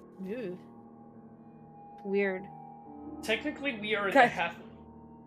The guy just wanted to show off his pixel art. He's got good art. I've checked this guy out afterwards, and by the way, he's writing he is currently writing the sequel. This. Oh wow. Yeah, it's way different. He's like, I don't know how many chapters in the sequel. Let me see. He's it's called Godzilla Replay. He's in chapter 5. Damn. I don't know how many chapters that one's gonna be, but if it's like the, yeah, that was really cool. The Godzilla Replay, that's the sequel. That was pretty cool, but it's not done yet. It's not done yet. That one has a different kind of intrigue. There is a sequel. There's 5 chapters to that sequel, and it's very different in a good way. It's like not. It has the same kind of horror kind of atmosphere, but then it kind of gets like it kind of leans in that weird and like mystery more. Yeah. But yeah, there is a sequel to this game. I'm taking. You know what? Actually, this is. I think so too. Yeah, It's getting late. it's getting late, and I'm getting my voice is getting tired. Yeah, you don't wanna poop that out. Yeah, we're gonna look for somebody to raid. Okay, so we're leaving Tomorrow we're off. playing scary game. We are playing Scary Game tomorrow. So on Wednesday, next week Wednesday, we will look at the rest of Godzilla NES. We're going from chapter 5. Yes. They go to the hydrate and stretch. We're gonna go from chapter 5, and all the way to chapter 8. We are at the halfway point of the story. To the end. Yeah, we are at the halfway point of the story. And it is gonna get very okay. I'm just gonna say here, the ending for this story is gonna be a little bit more controversial because it kind of like it's not a bad ending. I think it's a fine ending. It's just kind of like okay, you know what I mean? But it's still a really good story, and it's really fun, and I really like it a lot. Excuse me, you won't sleep? Well, don't sleep just yet. We're gonna look for somebody to raid. Yeah, we're gonna raid. It's gonna be a fun time. I think I'm trying to find somebody who's like doing like kind of something spooky. But everybody's playing like Sonic and Shadow Generations, or like I know Curry's playing Silent Hill 2, but I don't want to spoilers just in case for people who haven't seen it. Oh wait, wait, Janthan just went live. What did he was he gonna stream? Kami, you're awake? Kami, I thought you went to bed. It's late for me. Oh yeah, I see that. Luigi Mansion. Oh, that's perfect. I think we should raid into. I think we should raid into Janthan. Though he does like 15-minute waits. I'm happy it worked out too. No, it ended up working out pretty fine. I still need to figure out what's going on with that whole thing, but yeah, cause like I can't.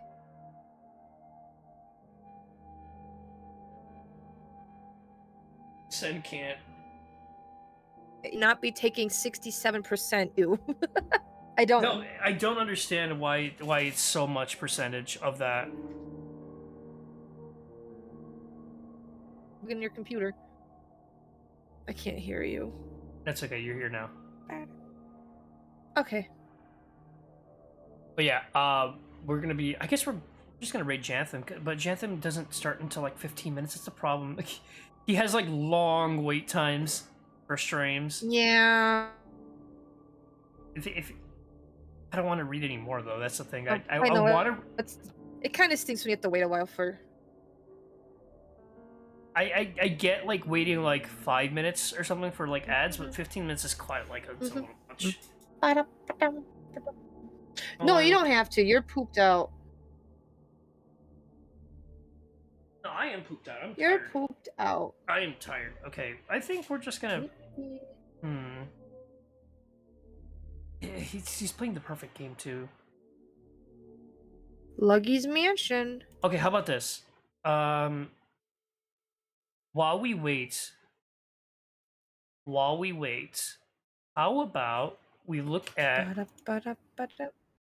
Ed Bart video? Oh, Dead Bart video. I want to see. Bart video. I want to see. Yeah, okay.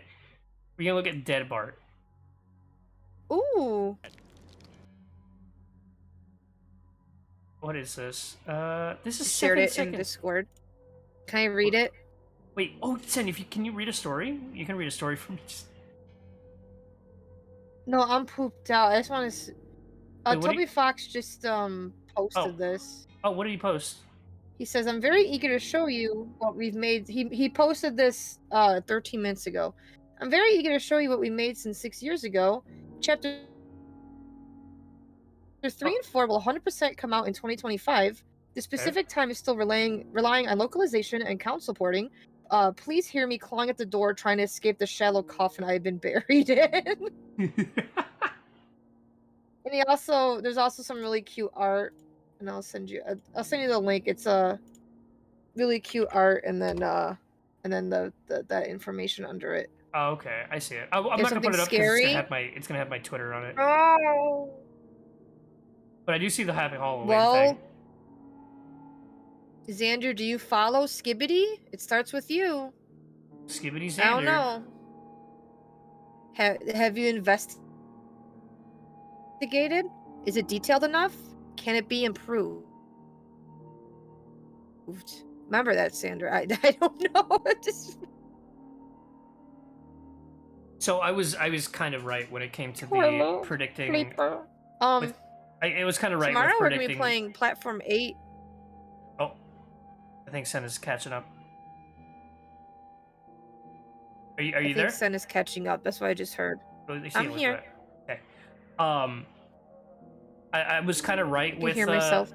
I was right with calling it for Deltarune. I was like, it's not coming out this year. It's coming out next year. Probably like, I'm thinking like February.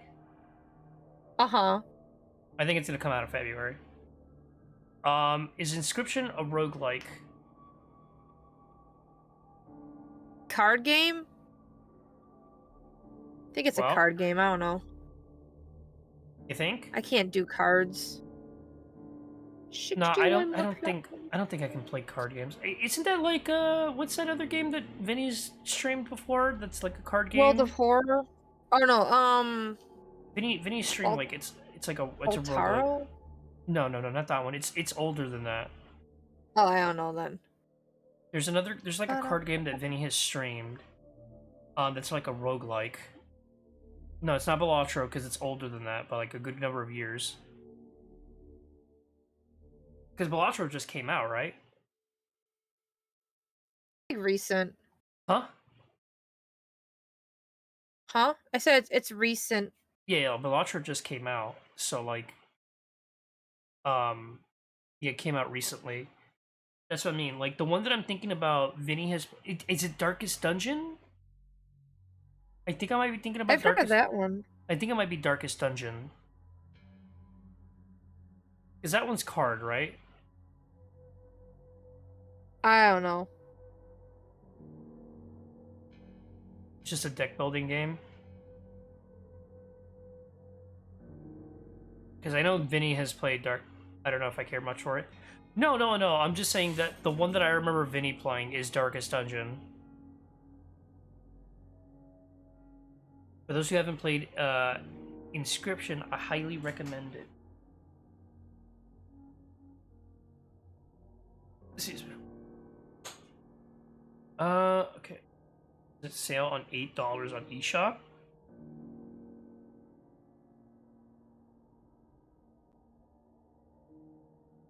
Okay, chat. We have like 12 minutes. We have 12 minutes and I don't want to read anymore. No. What? I said we have 12 minutes and I don't want to read anymore. I don't either. I'm pooped out. Do we just rate them? The thing is, I don't want to send to a chat that's like waiting. When it's not started. Yeah, that's the problem. It's like I know. I don't There's understand. 8 minutes left. Does it say 8 minutes? Yeah. I can wait. We can wait a little bit. Dead Bart. Oh yeah, you know what? Let's look at Dead Bart. Let's find Dead Bart. I'm trying to find a video for Dead Bart. Dead.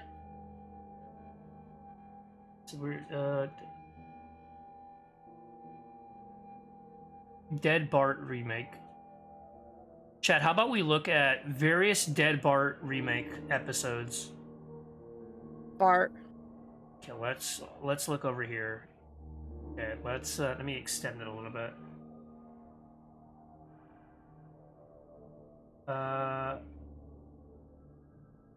Dead Bart. Look. I like the Moby. animation when he's falling. How you doing, Moby? We're probably gonna finish Luigi's Mansion today. Well, we are. No, we're gonna raid. We're just waiting for Jantham to get started, so I don't raid in when it's like empty. Like not when it's empty. What I mean is like when it's like, how do I say it? Not there. Like, yeah. Where's this music from?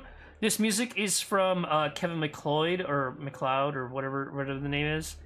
This guy is a this guy gives like a lot of music for free. You hear like whenever you listen to creepypastas, you'll listen to this music.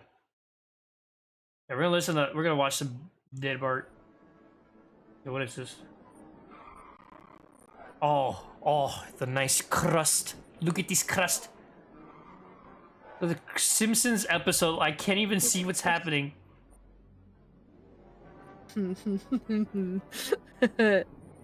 I love that I can't even see what's happening.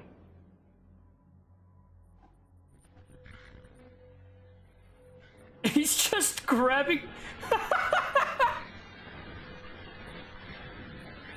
and then he's dead. Okay. I like how Bart is still behind him and he's like all wiggly. God.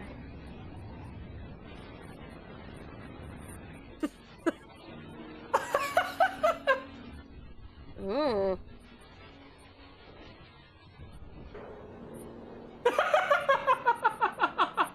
Dead Bart. Dead Bart.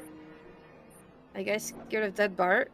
Chad, are you afraid of like that image of Bart, but like it's gotten dark? Scary. Scary. So that was the first video. Let's. Yeah. There was a different Dead Bart video I saw. Oh, this is actually creepy, but this is actually based off of like some guy doing a skit or something. It's weird. I like how I still have the music playing in the background. Maybe if the bit rate was lower. Hold on. This is. What is this? Hold on. We're gonna go to. This is, for whatever reason, this is in Spanish. Not made for kids. This is from 7 years ago. It has 1.2 million views. Okay, we got some citizen footage.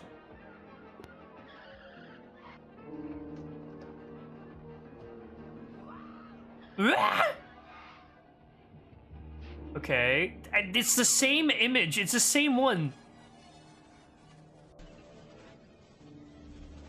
Yeah, this is the one that you saw.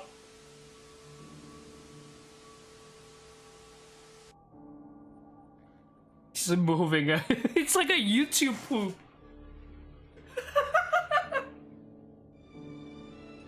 Yeah, they go on the plane. I'll put a little on. It's not too high. They're like go.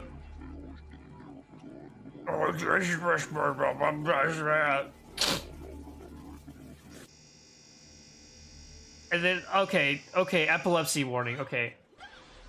And look at that! Look at the animation! Look at the animation! Look at the animation!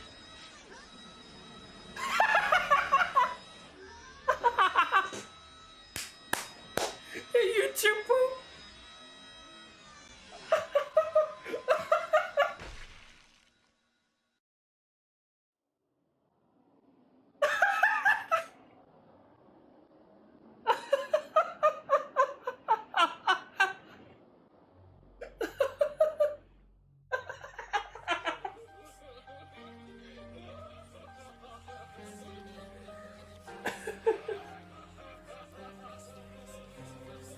I don't know what this music is. I'm afraid of copyright. I'm just gonna skip ahead.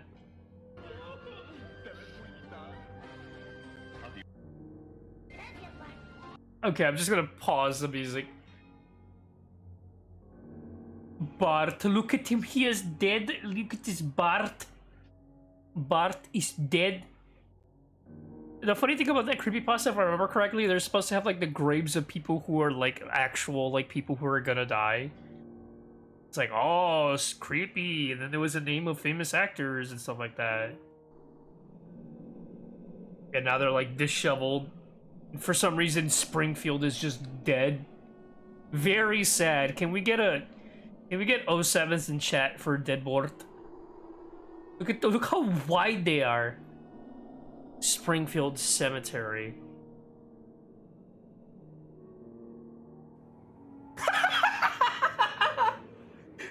It's just there. They didn't even bury him.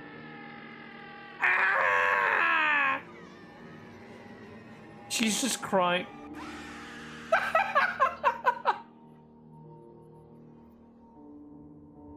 And then it's just like some weird real footage that's supposed to happen. Oh, look at them dead! Look at them! Deafed. Look at them. Da da da da da da da da. The suits.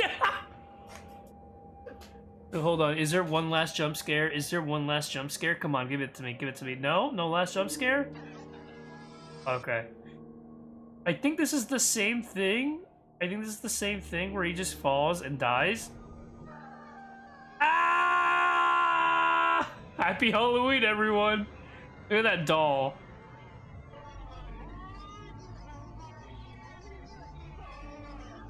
Chat, you excited about Bart? This is what we're gonna read next week. We're gonna read this. Sam and I are gonna read this story, and then Bart is dead. What is happening? It's okay, don't worry about it. Bart died. I like the part where Homer eats... What is he eating? He's just eating... Okay, that's just part of the real episode. He's just eating something. Okay. Let me see if Jantham's already done. Okay, Jantham's about to start. We're gonna rate him as soon as the thing starts. Cinery, are you back, Cinery? I'll wait for Sen to get back. Chat, did you enjoy Dit Barto? Okay. Dead Bart. Did you like that, chat? I am back.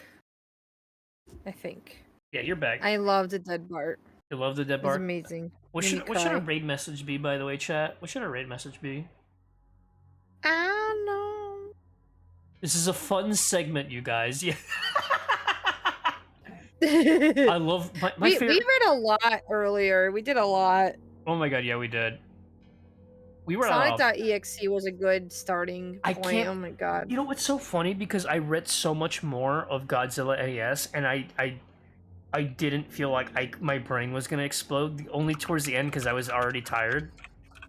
But Right, then, it was more interesting than making your brain explode the other ones. But like when I read Sonic.exe, my brain was like actively dying because I just couldn't understand what I was like reading. Right? Hey, Scary touch your spaghetti. scary spaghetti. Scary spaghetti. Yeah, Godzilla holds your. Bulbasaur made me dead. Remember that one where Bulbasaur? Oh just, yeah, like, Bulbasaur. Yes, these are all good. I think I'm gonna cut like the early portions of the stream, like right. Yeah. Like once we start reading, and then like that's what I'll post. Yeah, do it. That's smart. Coming right after Sonic.exe, so it's harder to go all the way through. Sonic. Right. It's so Oh my funny God. because like imagine if I read Sonic.exe last. Imagine how broken I would be. Broken Zoy. All right, you guys are starting. All right, so we're gonna be rating Jantham. We will be having, we'll be doing the Creepypasta raid. Sam, thank you so much for joining the stream. I really appreciate it. Yeah, thank you for having me. Okay, we're gonna be doing Creepypasta raid. All right, chat. Next week on Wednesday, we will be back to reading the rest of our Creepypasta story time. On Sunday, we'll be going back to Donkey Kong Country. Donkey Kong 64, we'll be finishing that up. And tomorrow on Sunstream, we'll be playing, was it Exit 88, right? Platform 8. Scary. Okay, Platform 8. We'll be playing that. So get ready for, like, the rest of the spooky time. Brian, you came to the end! You missed some of the good Brian stuff! missed Dead Bart. You missed Dead Bart. We are literally just about to end. We're gonna do more of this next Wednesday. Yeah, It's really fun. We're gonna do more of this next Wednesday. So chat, thank you so much for joining the stream. I really appreciate it, and I will see all of you next time. I don't have time to do anything. I'm going. Bye bye. Bye, guys. Bye. Bye. Where's the end?